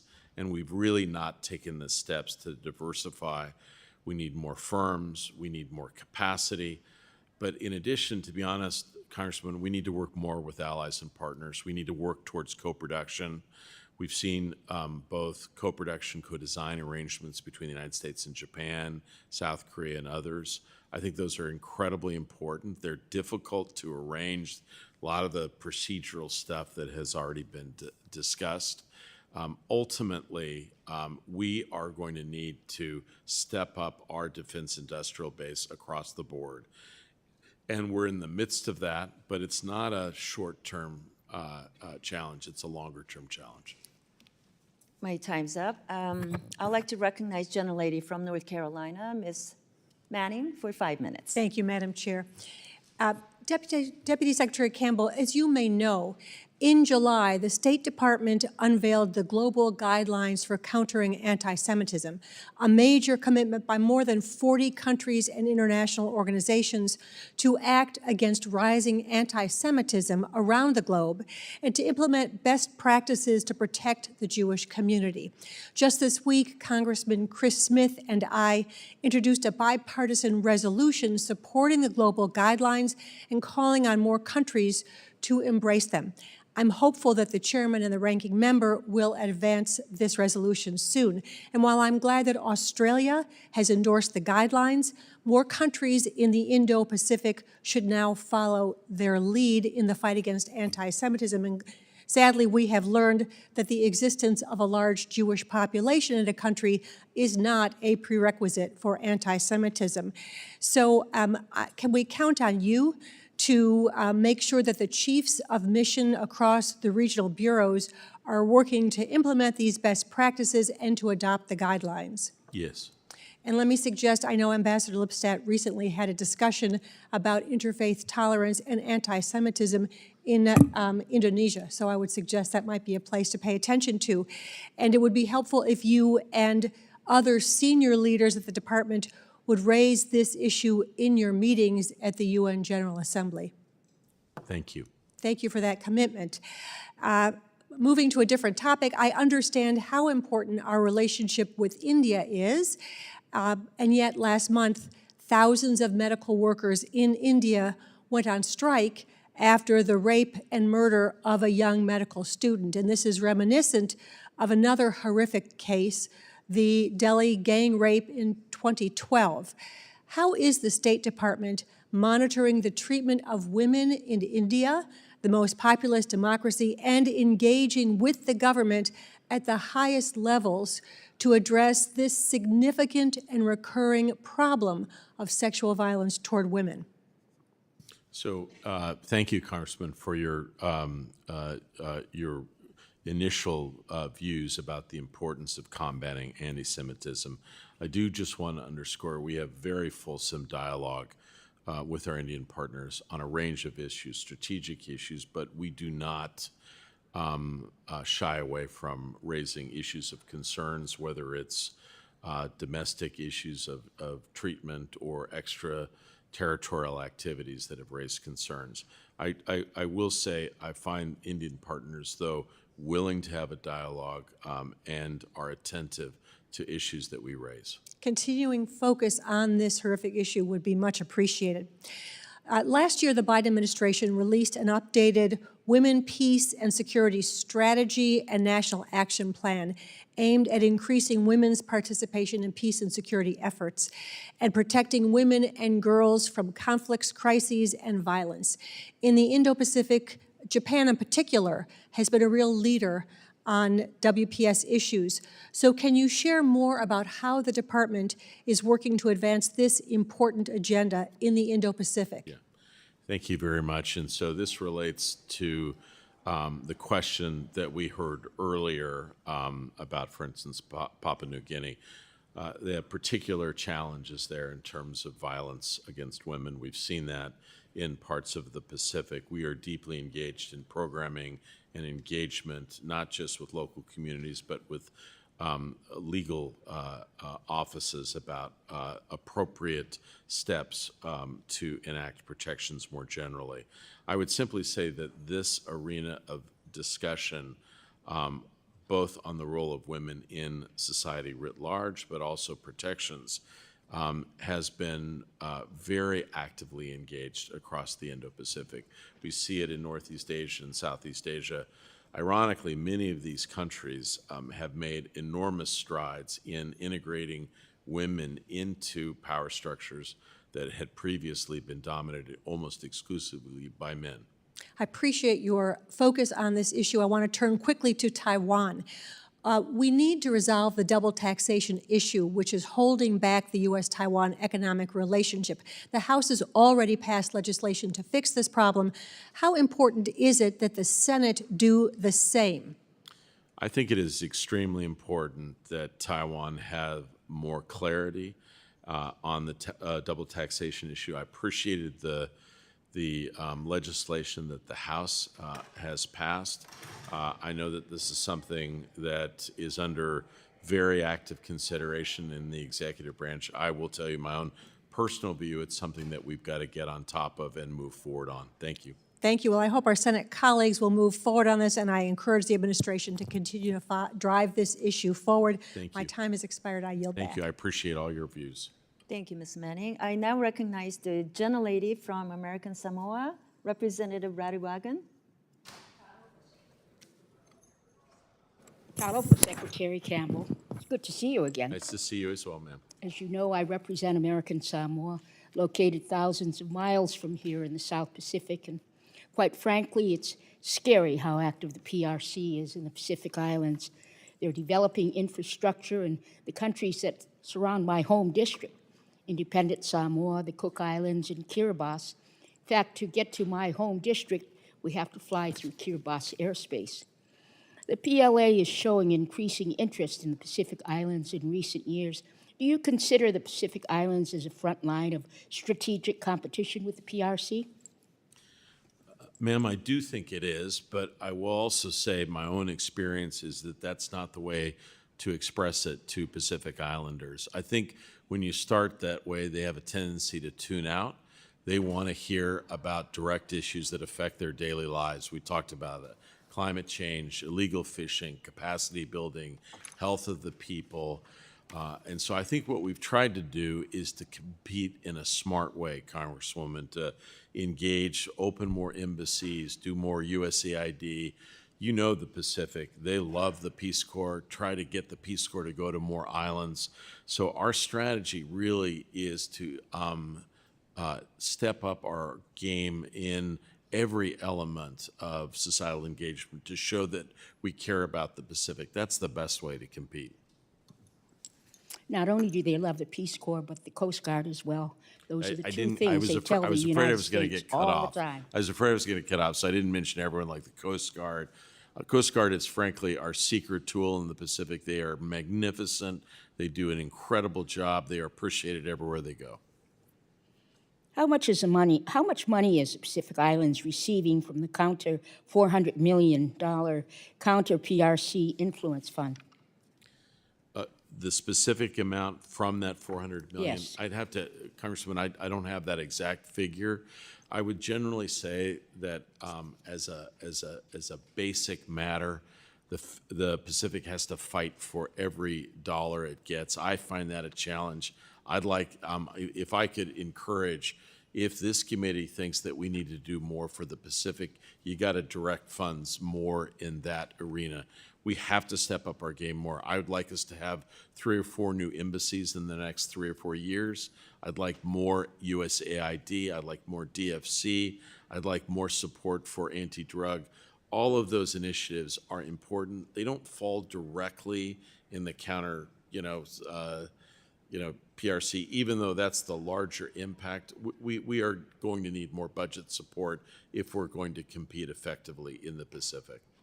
So what progress has been made in the Indo-Pacific Partnership for Maritime Domain Awareness in the Quad?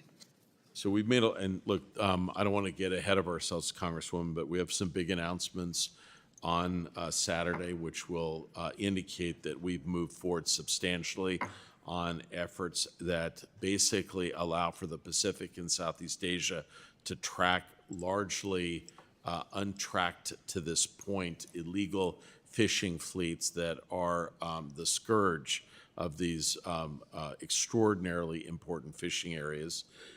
Vast majority of those fishing fleets are Chinese. We think these capacities will be indeed very helpful in helping local governments repel illegal fishing in their home waters. PRC is a top trading partner for nearly every country in the Indo-Pacific region. And do you believe FTAs have a role in U.S. foreign policy in the Indo-Pacific? And why is this administration not pursuing any free trade agreements? So, look, I don't think I need to tell this committee, like, trade is complicated on both sides. I will simply say this. We've got to get more innovative and figure out how to have more trade, commercial-related engagement with the Indo-Pacific. They look to us for open markets, for engagement. We're the largest investor. We play a very active role. Imports from these countries are all up, but more still needs to be done. Thank you, Madam Chairwoman. I yield back. Thank you. The chair now recognizes Representative Amo from Rhode Island. Thank you, Mr. Chairman, and thank you, Secretary Campbell, for being here today. This week, as has been noted in this hearing, we celebrated the third anniversary of one of the most important security agreements arrangements in generations, the Australia-United Kingdom-United States Security Pact, also known as AUKUS. Thanks to President Biden's work to strengthen this trilateral relationship, AUKUS is playing a critical role in maintaining security and stability in the Indo-Pacific.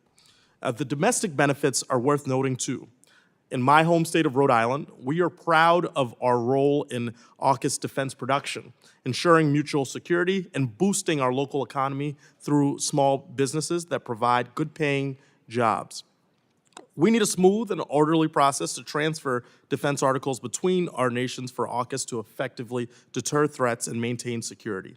And Congress has previously created exemptions to our international traffic in arms regulations, or ITAR, to allow for easier transfer of information and weapons.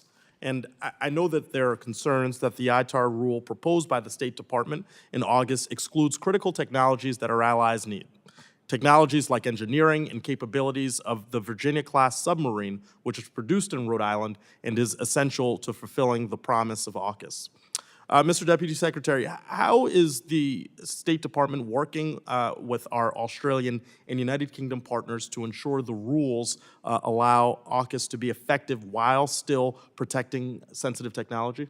So, look, thanks for the question. And we had some discussion, Congressman, a little earlier. First of all, I think we have to do everything possible to remove as many restrictions on any kind of military engagement with Great Britain and Australia. So that is the goal. That's the direction that we're going to have to move towards. It will take some time. The natural proclivity of many elements of our national security bureaucracy are to protect those secrets. That's understandable, but we've got to be clear that we're going to work with the Australians and the British. They have taken a number of steps to give us more assurance about their ability to protect those secrets. I will say that I think more needs to be done in terms of certain kinds of assurances. I will say those categories you give, it is not, just so you understand, it is not that those activities are prohibited. It is that the contracts themselves have to be reviewed. And so what Australians are worried about is that, and the British, that long reviews take a huge long period of time and they can delay. So I think the idea there was not so much to say an outright no, but certain capabilities, very sensitive capabilities, we would need to review as part of the process. Overall, I think we need to move more in the direction that you indicate, to expect that we are going to provide almost everything necessary for these countries to closely ally and partner. Keep at it with us. We're working with you. I do think we've moved in the right direction. Very much appreciate the role that Chairman McCall has in pushing us forward on this. And, you know, the bipartisan cooperation here alongside the State Department is essential and will continue to be supportive of moving as fast as possible. Very briefly, as I close here, I do, you know, want to note the concerning increase in cooperation between Russia, China, and North Korea, and your words publicly that you believe that China is providing Russia with material to continue their illegal invasion of Ukraine, material support. In June, Vladimir Putin visited North Korea to sign a comprehensive strategic partnership that raised concerns about North Korea supplying Russia with munitions. Do we have any evidence that Russia is being provided lethal assistance in their war in Ukraine by China or North Korea? And what sorts of actions can the administration do to deter this cooperation? So, look, we do see lots of indications of capabilities. Almost every weapon system that the Russians have utilized on the battlefield in their illegal war have component pieces of chips or other things that have come from foreign sources, many from China. We see signs of North Korean weapon systems, artillery rounds, longer-range missiles that are collected on the battlefields of Ukraine. So there are clear evidence on both cases. North Korea is about the most heavily sanctioned country in the world. We've still added on a few sanctions as a result, and I've indicated in previous questions the steps that we've taken against Chinese firms that have been directly involved in certain capabilities that we believe are deeply antithetical. Ultimately, for this to be effective, we need more Europeans to stand up and say these steps that China are taking on the battlefield in our homeland in Europe are unacceptable to a relationship that is positive with Beijing. They can't have it both ways. They can't help to prosecute this war and expect business as normal, as usual, with Europe. Well, thank you, and I yield back. Thank you. The chair now recognizes myself, Jim Moylan from Guam. Deputy Secretary, thank you for your testimony and coming before us today. And I want to put our attention to the Philippines. Now, President Marcos said the death of a Filipino citizen will be very, very close to what we defined as an act of war. Do you agree with that, Deputy Secretary? So what I do agree with is that our security treaty with the Philippines is strong. It applies to circumstances that we are now engaged on in the arena around Second Thomas Shoal and elsewhere in the South China Sea. I think we've taken, direct steps to bolster our relationship, and the elements of the security treaty speak for themselves. I think the Filipinos are very confident that we're standing with them, and frankly, I leave to the President Marcos on determinations, but I would simply say everything we've heard from him and his government is that he feels a great confidence working closely with us. All right, we have House Resolution 837, and a resolution I've led with Rep. Scott of Virginia, and it seeks to reaffirm our mutual defense treaty with the Philippines. And if a Filipino sailor was killed by a Chinese Coast Guard by water cannon, which we see happening, or a deliberate ship ramming, which we see again happening, would that invoke our mutual defense treaty? Yeah. So look, Congressman, you will understand that if I'm stating clearly how important our security treaty is, that matters enormously. We are normally expected in these circumstances to avoid discussing hypotheticals when we're not exactly sure the context. I do want to assure you and anyone watching that our security treaty with the Philippines is ironclad, and we will continue to build on our strong partnership with the Philippines. There should just be no question about that. I agree with the no questions about that. I think that's very clear. But what we want to make clear is that there is no hesitation in invoking the Mutual Defense Treaty, and that we take action, and that President Marcos is very clear on as any death of a Filipino citizen would be very, very close to what's defined as an act of war. Yeah. And that's what we're prepared to do. But of course, diplomatically, we want to make sure it's done properly. I just want to ensure the stressfulness and things to happen quickly in support. Thank you. I think I register that view. I understand the strong people-to-people ties between the United States and the Philippines. This body reflects more than any other the sense that we need to stand resolutely with our partners in the Philippines. And we take that on board. We take it seriously. It's a matter of enormous national import. Thank you for that. Just quickly now, changing channels a bit. In June of this year, the government of Palau accused Beijing of launching a cyber attack on its network. How can the U.S. enhance cybersecurity cooperation with Indo-Pacific allies to defend against state-sponsored cyber attacks, cyber espionage, and other digital threats? Thank you so much for this. I would simply say that Palau, under President Whips, has been a very strong partner of the United States. It is essential that we stand with them in so many different ways. Next week, there will be a formal signing of the COFA arrangement. We do this every 20 years or so. This is a big deal. Palau has gotten substantial new capacities through these arrangements.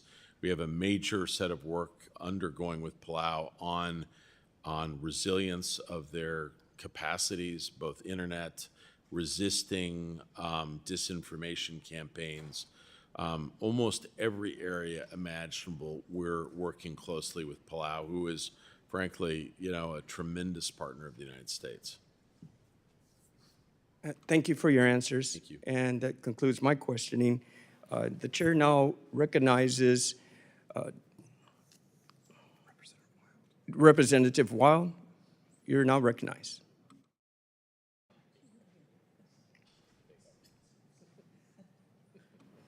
All right, the chair now recognizes Representative Statton of Arizona. Thank you very much, Mr. Chairman. Our Bipartisan CHIPS Act made historic investments in the production of American-made semiconductors. Investments in my home state of Arizona is benefiting tremendously from that bill. The CHIPS Act also took steps to address supply chain vulnerabilities created by decades of offshoring.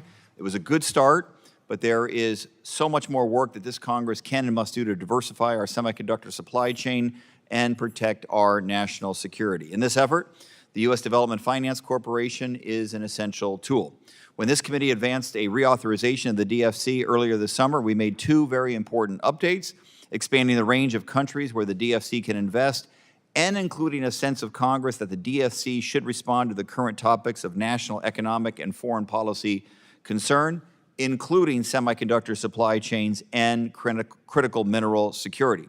While the reauthorization legislation awaits a full vote, the DFC is already making moves that align with these principles.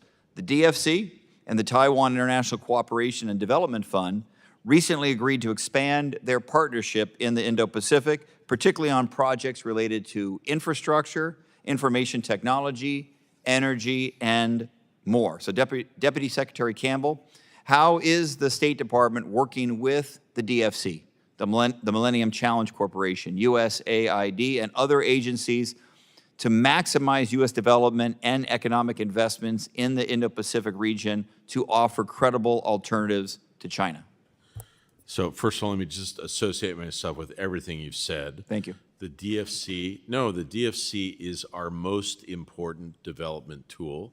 It should be diversified. I have to tell you, I don't think people understand when we go up against the Belt and Road, we have to have something in our holster. The DFC has done remarkable work, which it has not gotten enough credit for. And to allow it to work more in technology is, I think, one of the most important innovations that this committee has suggested. I chaired the DFC board last week. I'm pleased to tell you that the total amount of deals they signed last year is greater than what China did through Belt and Road. That's great. Do you understand that? That's so that means we are actually in the game. We just don't make enough publicity about it. We don't underscore it enough.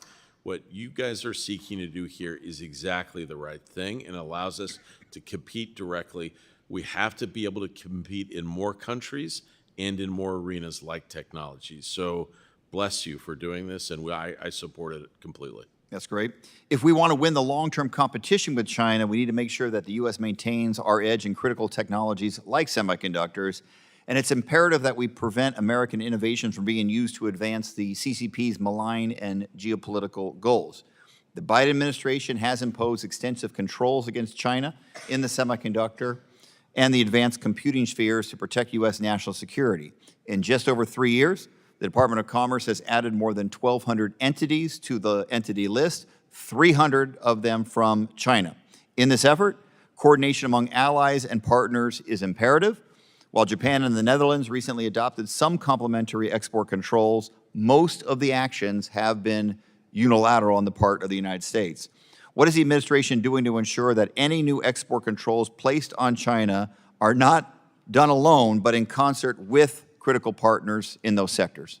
Thanks, Congressman. So I will just say that we have deep consultations underway with key technology partners. I will tell you, one of the things that we've learned in this process is that many countries will join with us in an agenda to restrict the flow of certain capabilities, but they have to believe that we will also support them in investments and sharing of information. So what we've sought to do with allies in both Europe and the Indo-Pacific is to strike that balance, right? None of these countries want every bit of innovation done in the United States. They want to know that we can work together more collaboratively. And I think in that context, they are then prepared to take the necessary steps to restrict certain technology flows, both manufacturing and ultimate use, into the PRC. I would say, generally speaking, like there's lots of stuff we could point to that have been hard. And this is generally a pretty good news story. And I will tell you, it has been felt in Beijing. We just need to continue it as we go forward and have folks understand that, yes, military issues are important. This technology area is the high ground, which we must keep, we must invest, we must understand and implement, not just domestically, but with allies and partners. I appreciate that very much. You've addressed fentanyl previously. We're going to talk about it again. Last year, the U.S. and China launched the U.S. PRC Counter-Narcotics Working Group to drive ongoing coordination to tackle and stop the production, financing, and distribution of illicit drugs. What concrete steps has Beijing taken since November to live up to the agreements made as part of the working group? Thanks. We answered a little bit of that earlier, Congressman. I would just say they have taken a few modest steps. They have arrested some individuals. They've raided some premises. They've shut some companies down. I would simply say that I think those are modest steps. That much more needs to be done. Many of these groups operate kind of nefariously behind the scenes, hard to track even for a country like China. They appear to be committed to it. The reason they're so focused on it, frankly, is that it's not just the voice of the executive branch. The American people, expressed through this body and others, have gotten the attention of China, and I think they're determined to take some steps at least. It is also the case that drugs are not just hitting the United States, China's own population, other parts of the world, and so this is an issue that the Chinese have to deal with diplomatically. They would, I think, appreciate not having to hear about this at every encounter, which they do now. Thank you. I yield back. Thank you. The chair now recognizes Representative Huizinga from Michigan. Thank you, Mr. Chairman. I appreciate that. Deputy Secretary Campbell, we recently passed some legislation, which happened to be my bill. It was in July. Committee passed H.R. 8892, the Missile Technology Control Revision Act, which would give the administration the flexibility to exempt certain MT items under AUKUS while ensuring non-proliferation commitments made to other signatories of the MTCR. Do you support this legislation? I do. You do, okay. There seems to be some holdups, though, with this, and I need you to help explain this. The new AUKUS ITAR exemption contains a lengthy excluded technology list for items that are not eligible for license-free transfer. The ETL covers 30% of all defense export licenses between the U.S., U.K., and Australia, and includes items crucial for the timely delivery of AUKUS Pillar 1 and 2 technologies. The broad ETL defies congressional intent, in my opinion, and will constrain future collaboration on cutting-edge defense technologies. If we can't trust these allies, I'm not sure who we can trust. So with these overwhelming majority of the licenses captured by the ETL relate to the missile technology, why are we having this holdup? What is State Department's plan to move these MT items from, or to remove those MT items from the ETL? So first of all, let me just say there's hardly a word that you said that I would disagree with. There are Curious on the ones that you would. Well, no, I think Because that might be where the holdup is. I would agree, and I'd associate myself with with everything you said, actually. And there are very few countries that we can trust as much as Great Britain and Australia.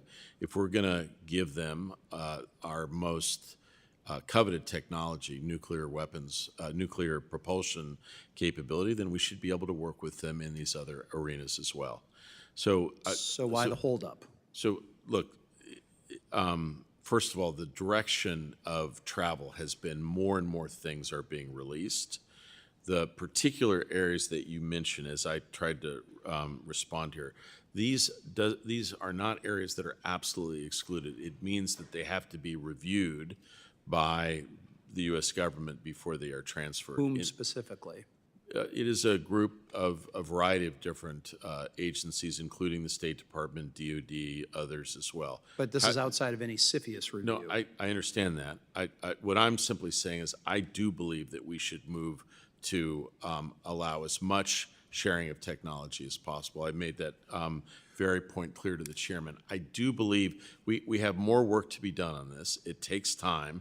The dominant responsibility of folks at the Pentagon and the State Department in almost every arena here is to restrict, for good reasons, of those technologies. Sure. So it is not a natural... Let me refine my question then. Yeah.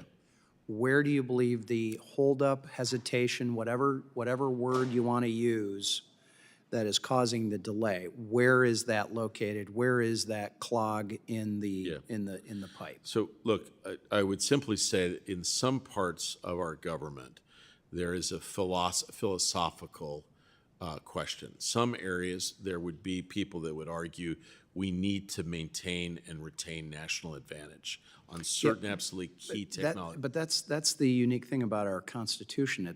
It's not their choice. It's a legislative choice that Congress puts forward.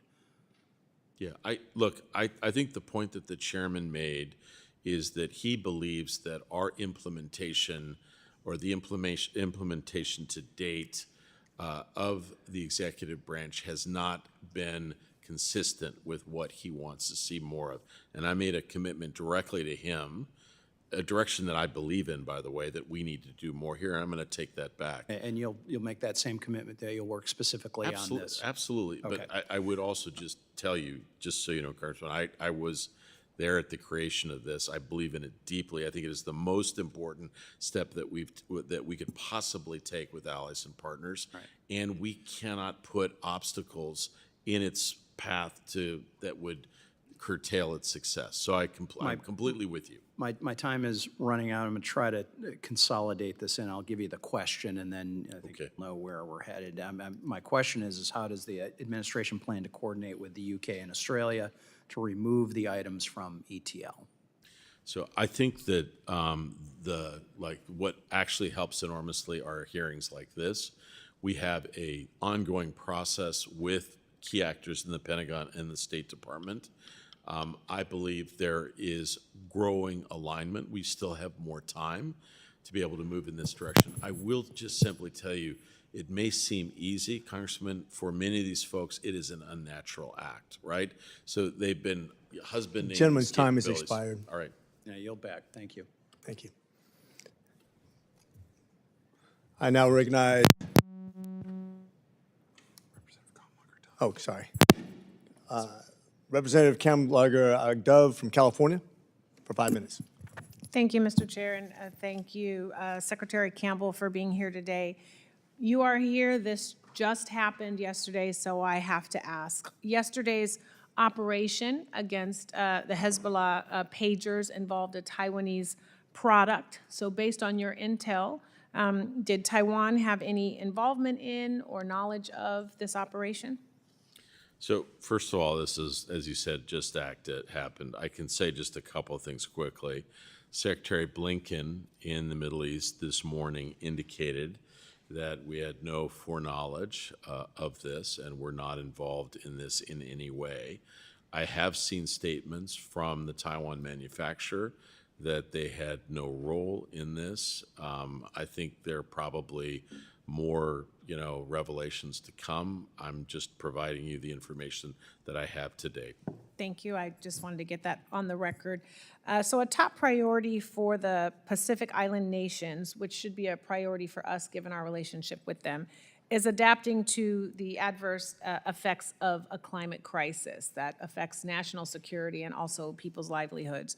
So how is the United States supporting the Pacific Islands in ramping up their adaptation and mitigation efforts, including greater U.S. contributions to the Pacific Resilience Facility? Yeah, I really thank you for this question, and it's something that I'm deeply committed to. The ultimate commitments that the Pacific Islanders want are reductions in CO2, and I think the United States has led the way here.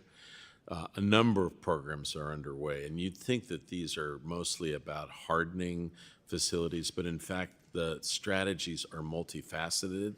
Turns out that in many places, the actual density of mangroves has a huge potential in helping with erosion and dealing with storm surge.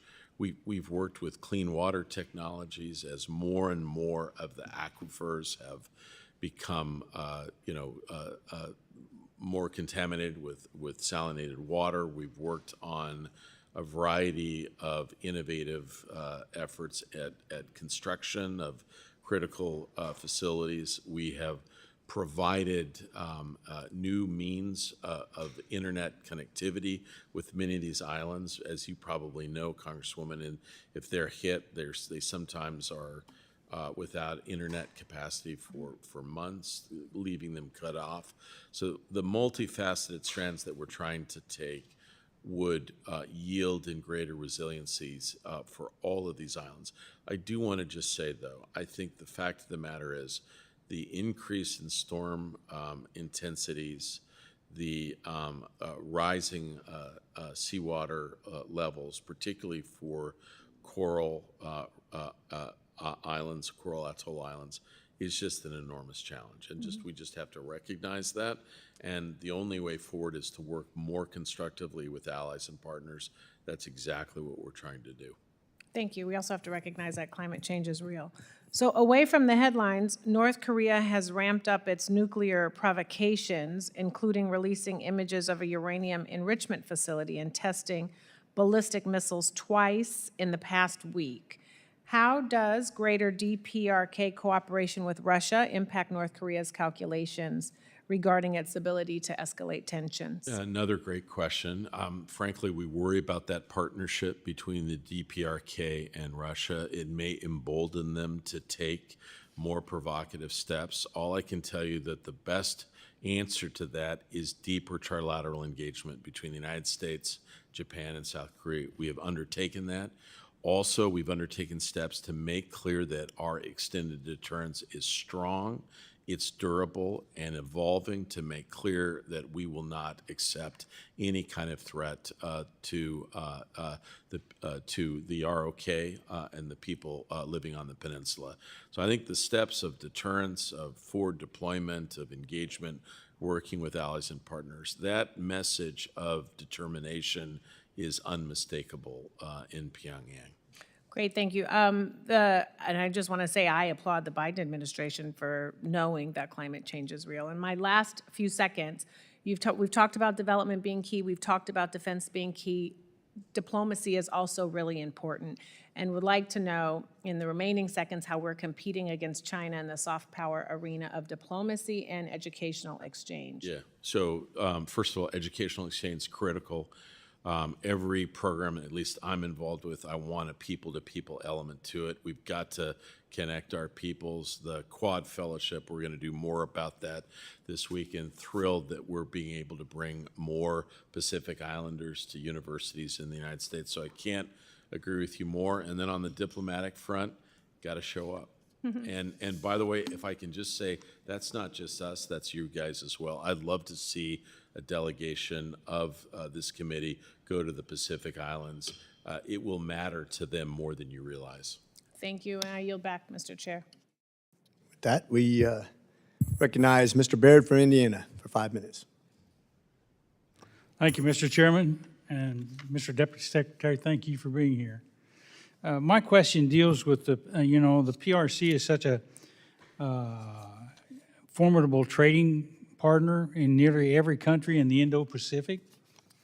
And I just wanted to get your perspective on the free trade agreements, and do they have a role in foreign policy in the Indo-Pacific? And why is this administration not pursuing some of those free trade agreements? So look, Congressman, it's a great point. I think, as in my opening statement, I said it's going to be important in the next iteration. We've got to find a bipartisan way to signal that we want to engage in an open and optimistic way, commercially, technologically, with not only the Pacific, but particularly the dominant nations of the Indo-Pacific. They still are disappointed on us for not moving ahead with TPP. We're not gonna revisit that. That's behind the way. But now going forward, we've got to do more. I will say many of the economic and commercial indicators are positive. Exports are up. We're the largest investor in Asia. I think we are supporting initiatives so that American workers get the benefit of this engagement with the Indo-Pacific. But I would simply say that I think finding innovative ways to connect the United States commercially and economically with the Indo-Pacific should be at the top of the list. I appreciate your thoughts in that vein, because my background's agriculture, and that China presents kind of a double-edged sword in a way, because we export a lot of agricultural commodities, but at the same time, with their trying to take over the world leadership, it's a concern to us. So we want to make sure that we continue to be cognizant of that situation and our relationship and how we deal with China and the Indo-Pacific, because the Indo-Pacific also represents opportunities for other agricultural commodities or our commodities. And so, yeah, totally agree. Look, ultimately, I think it means diversifying markets. I'll note that many of the agricultural states in the United States who had only one or two markets in Asia are now diversifying, more in India, more in Southeast Asia more generally. I support that. But I also think unexceptional trade between the United States and China should continue.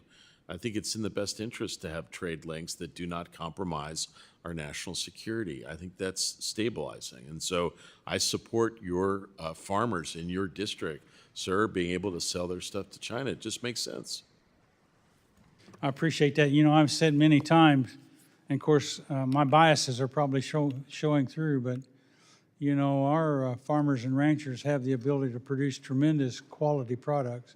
And then we have the logistic capability to make sure we can get them anywhere in the world. And I think that ought to be a part of our negotiation process. But moving on to another area here, we've got about 1:30. What strategy should the U.S. employ to counter the influence of China's tech giants like Huawei? And if you've already talked about that, but Huawei in the region 5G infrastructure and ensure telecommunication networks. And do you support the sale and transfer of any good or service to Huawei, ZTE, or any other PRC 5G company? Yeah, and it's my concern too that a lot of times you can have embedded in some of that technology avenues to get back to China. So that's my question. Yeah, look, Congressman, we're worried about that. We talk about that a lot to our allies and partners, that there are hidden back doors in some of this technology that are antithetical to our interests. And so, in truth, we have to compete technologically. And in some cases, it's really choosing which system you're going to associate yourself with. I do want to just underscore that China's gains in the global south in technology, in the information spaces, is real. And frankly, we again, this is another area where we have to step up our game. At the core, though, it means that dominant technologies, we must maintain a cutting edge. And I think through the support of this committee and others, we've done that in 5G, in semiconductors, and in particularly AI, which is going to be very important going forward.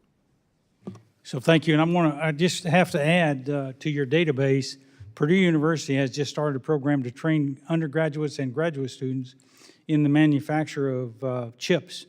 And so that's bringing that back on shore. So I want you to know that. That's good on Purdue. Thank you. Thank you. I yield back. With that, I recognize myself for 5 minutes. And we'll start on a topic you just mentioned with a colleague from the other side of the aisle. You talked about sea levels and islands and stuff like that. Yeah. How much has the sea level risen in the last 50 years? Congressman, where are you talking about? Like you talk about the sea levels and islands and the threat of climate change. How much has the sea level raised in the last 50 years? And I'm approximately. No, I understand. I'm not a geographical engineer. Okay, but you brought it up, so I'm just asking you questions. So if you don't know, just say I don't know. Well, I don't know particularly, but I have. Okay, that's okay. I've been to those islands, and many of the areas that were. Have you ever read the book Unsettled by Kean? Before are now. Excuse me, I reclaim my time. Have you ever read the book Unsettled by Kean? What book? Unsettled. I don't think I've It's a scientific book written by a Democrat physicist who is on the climate change board for Obama. There's not too many other books written about it, so I suggest when you talk about climate change that we're all educated on the topic.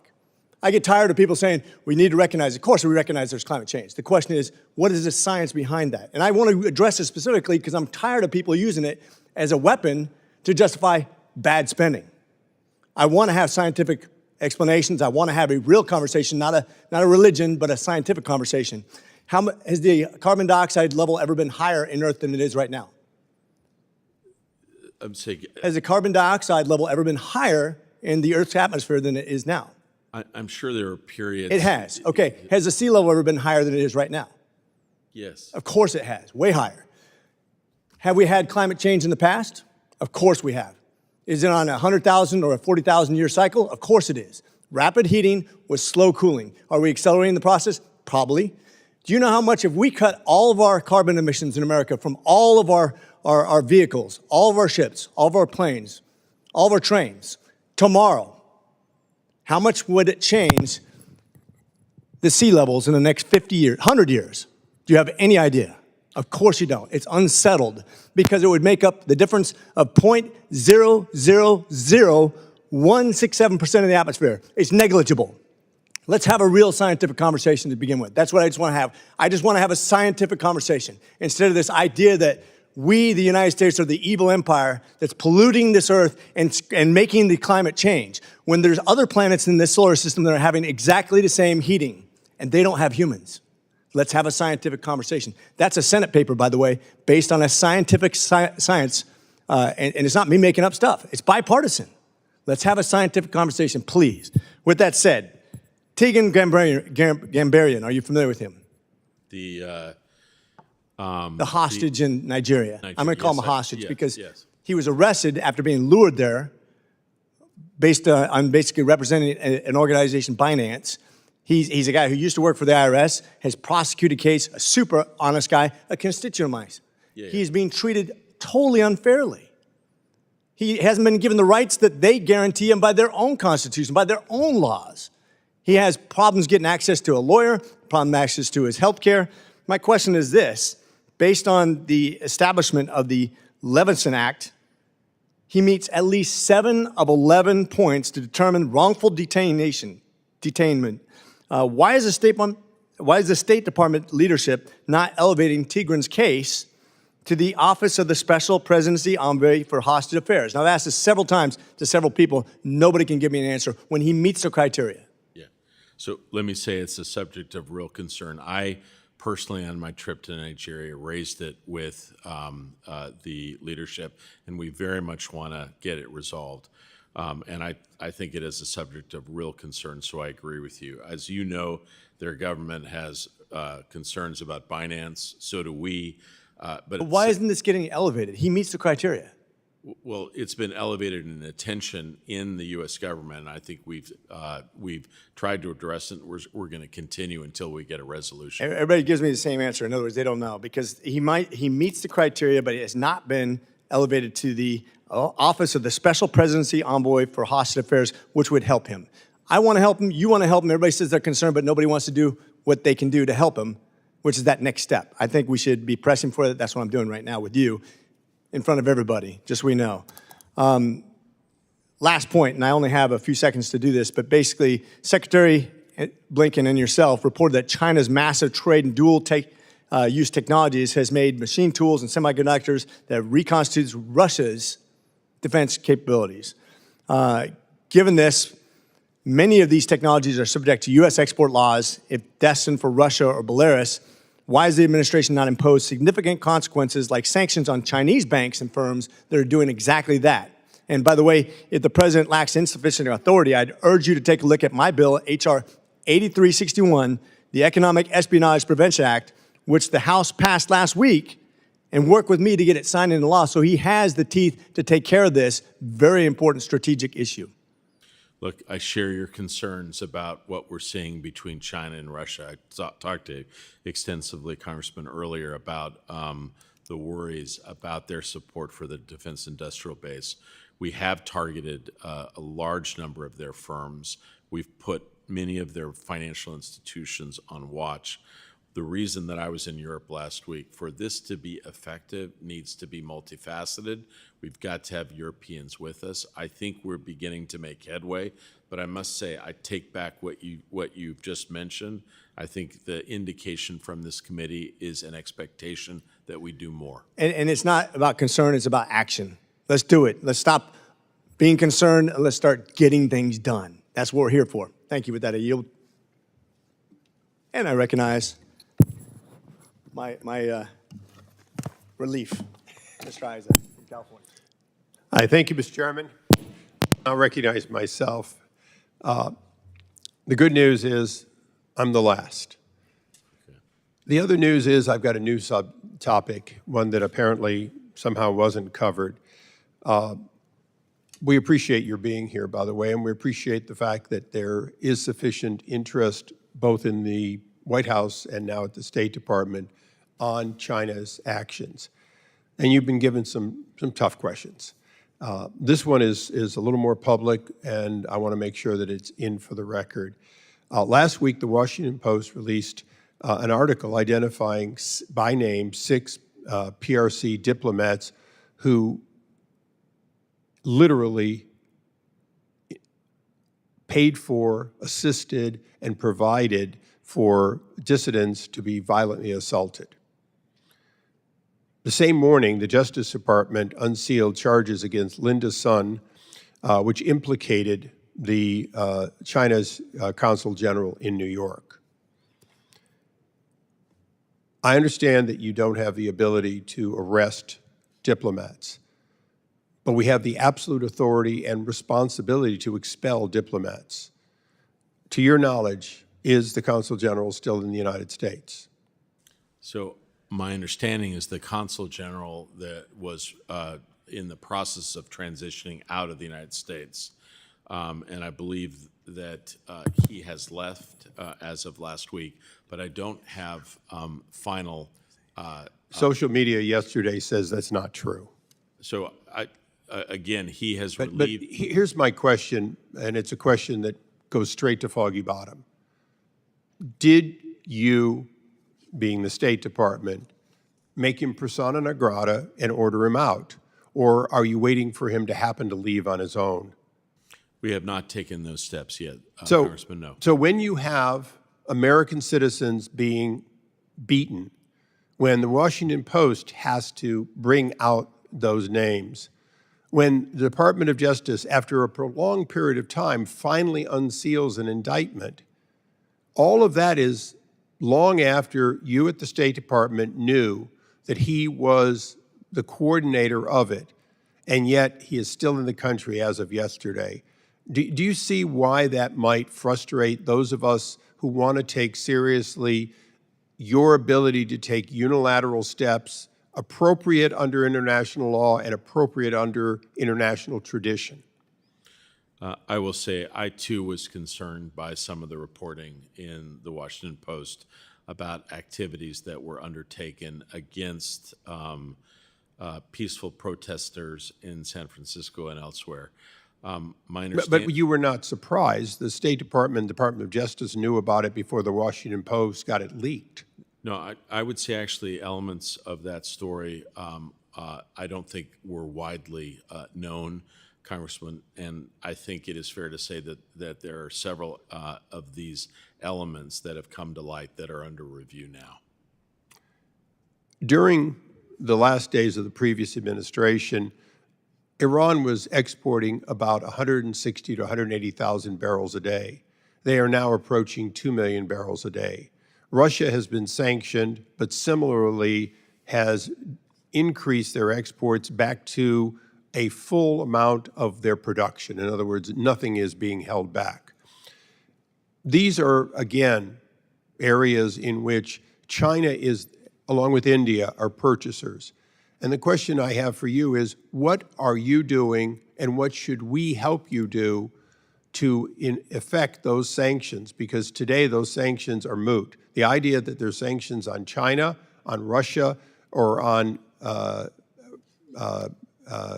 Iran, including the ones that lead to direct support against the people of Ukraine and perhaps would have a disastrous effect on Taiwan's future, they're not in place. Effectively, during the last 3.5 years, we have undone any effective sanctions because the most effective sanction is not swift financial transfers, it's the oil that we sought to stop.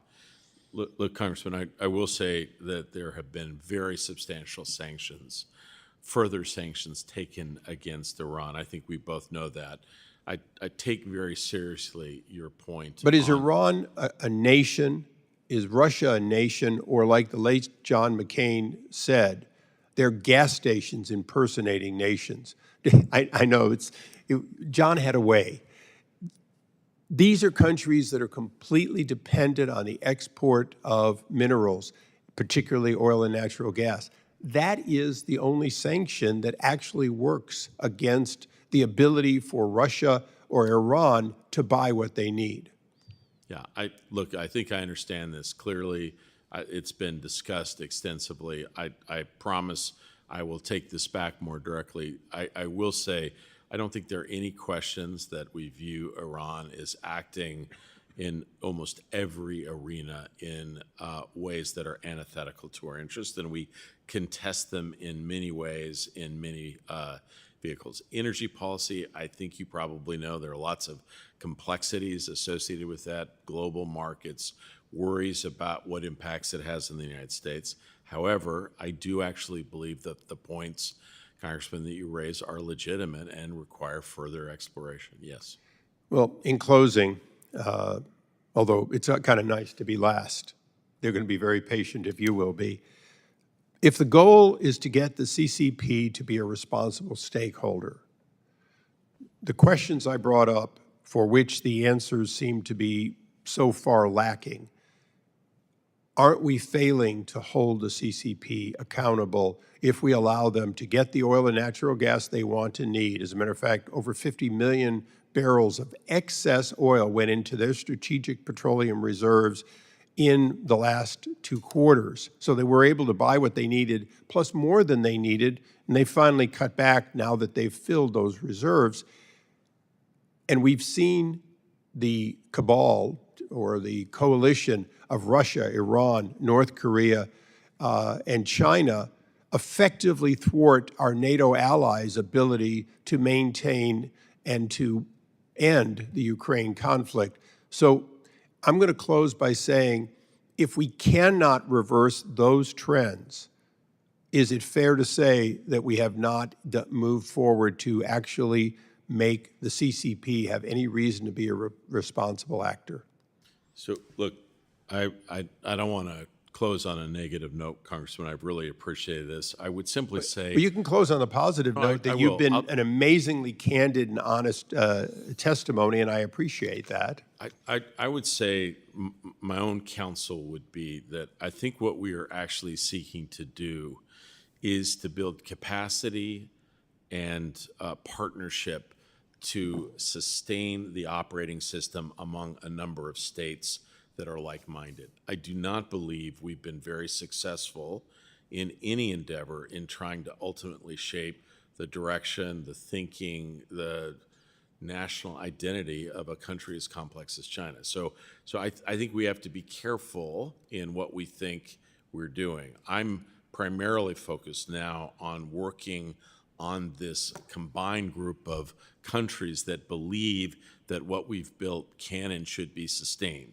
So my primary focus is really working on perfecting this grouping of nations and adding to it, then believing that you're going to have an ability to shape the governance and the path of a country that has its own history, its own areas of focus. And so I think the points that you make, however, about the energy flows are important. I'm going to take those back. I hear you very clearly. I've been in other sessions where this has been raised. I do want to say I don't think there are any illusions about what we're seeing. The activities of Russia and China together, of North Korea, of Iran, occasionally Pakistan, this growing group of countries taking steps that are antithetical to our interests, we have to be deeply vigilant towards and adopt strategies to address. I'm completely for that. I think that's the right direction. I do believe that there's largely a bipartisan commitment to doing that, and that there are more steps that unite than divide us. On that, you're absolutely correct that it is bipartisan and bicameral. I want to make the record complete with one last thing that is a little off subject, but it's important, I think, very important to the work you do. Over this last year, China-backed companies have defaulted on more than $1 trillion worth of real estate-related loans. And when I say defaulted, they're in most cases in U.S. Chapter 11. It's been not terribly well reported, although it is reported. I watch CNBC every morning, and they in passing mention it. The other day, they even mentioned that what used to be called the Hong Kong Shanghai Bank, or the HSBC now, found themselves with a guarantee from the Chinese government being reneged on.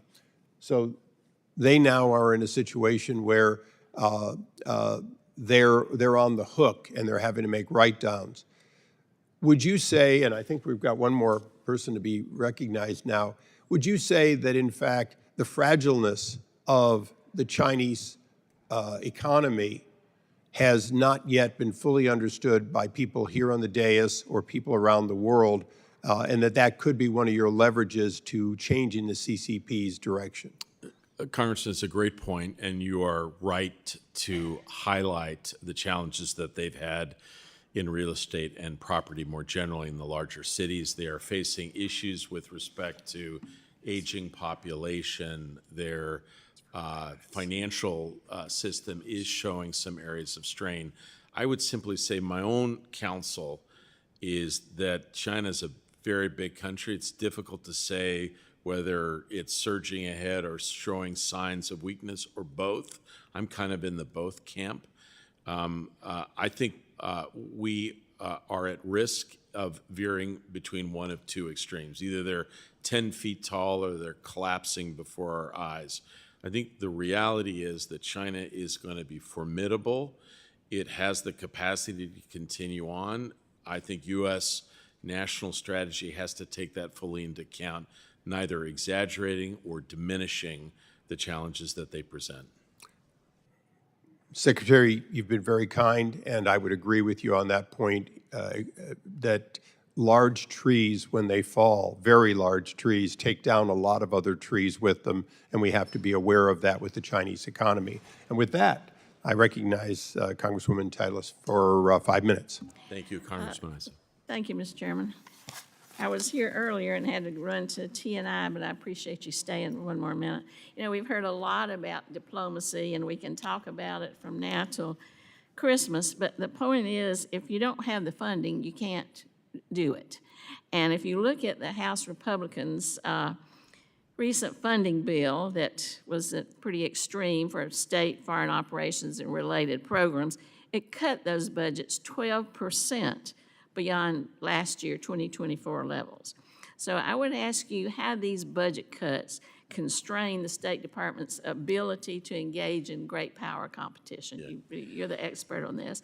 And what will be the impact of these cuts on our ability to compete for influence with China in the Indo-Pacific, which is what we've been talking about we need to do?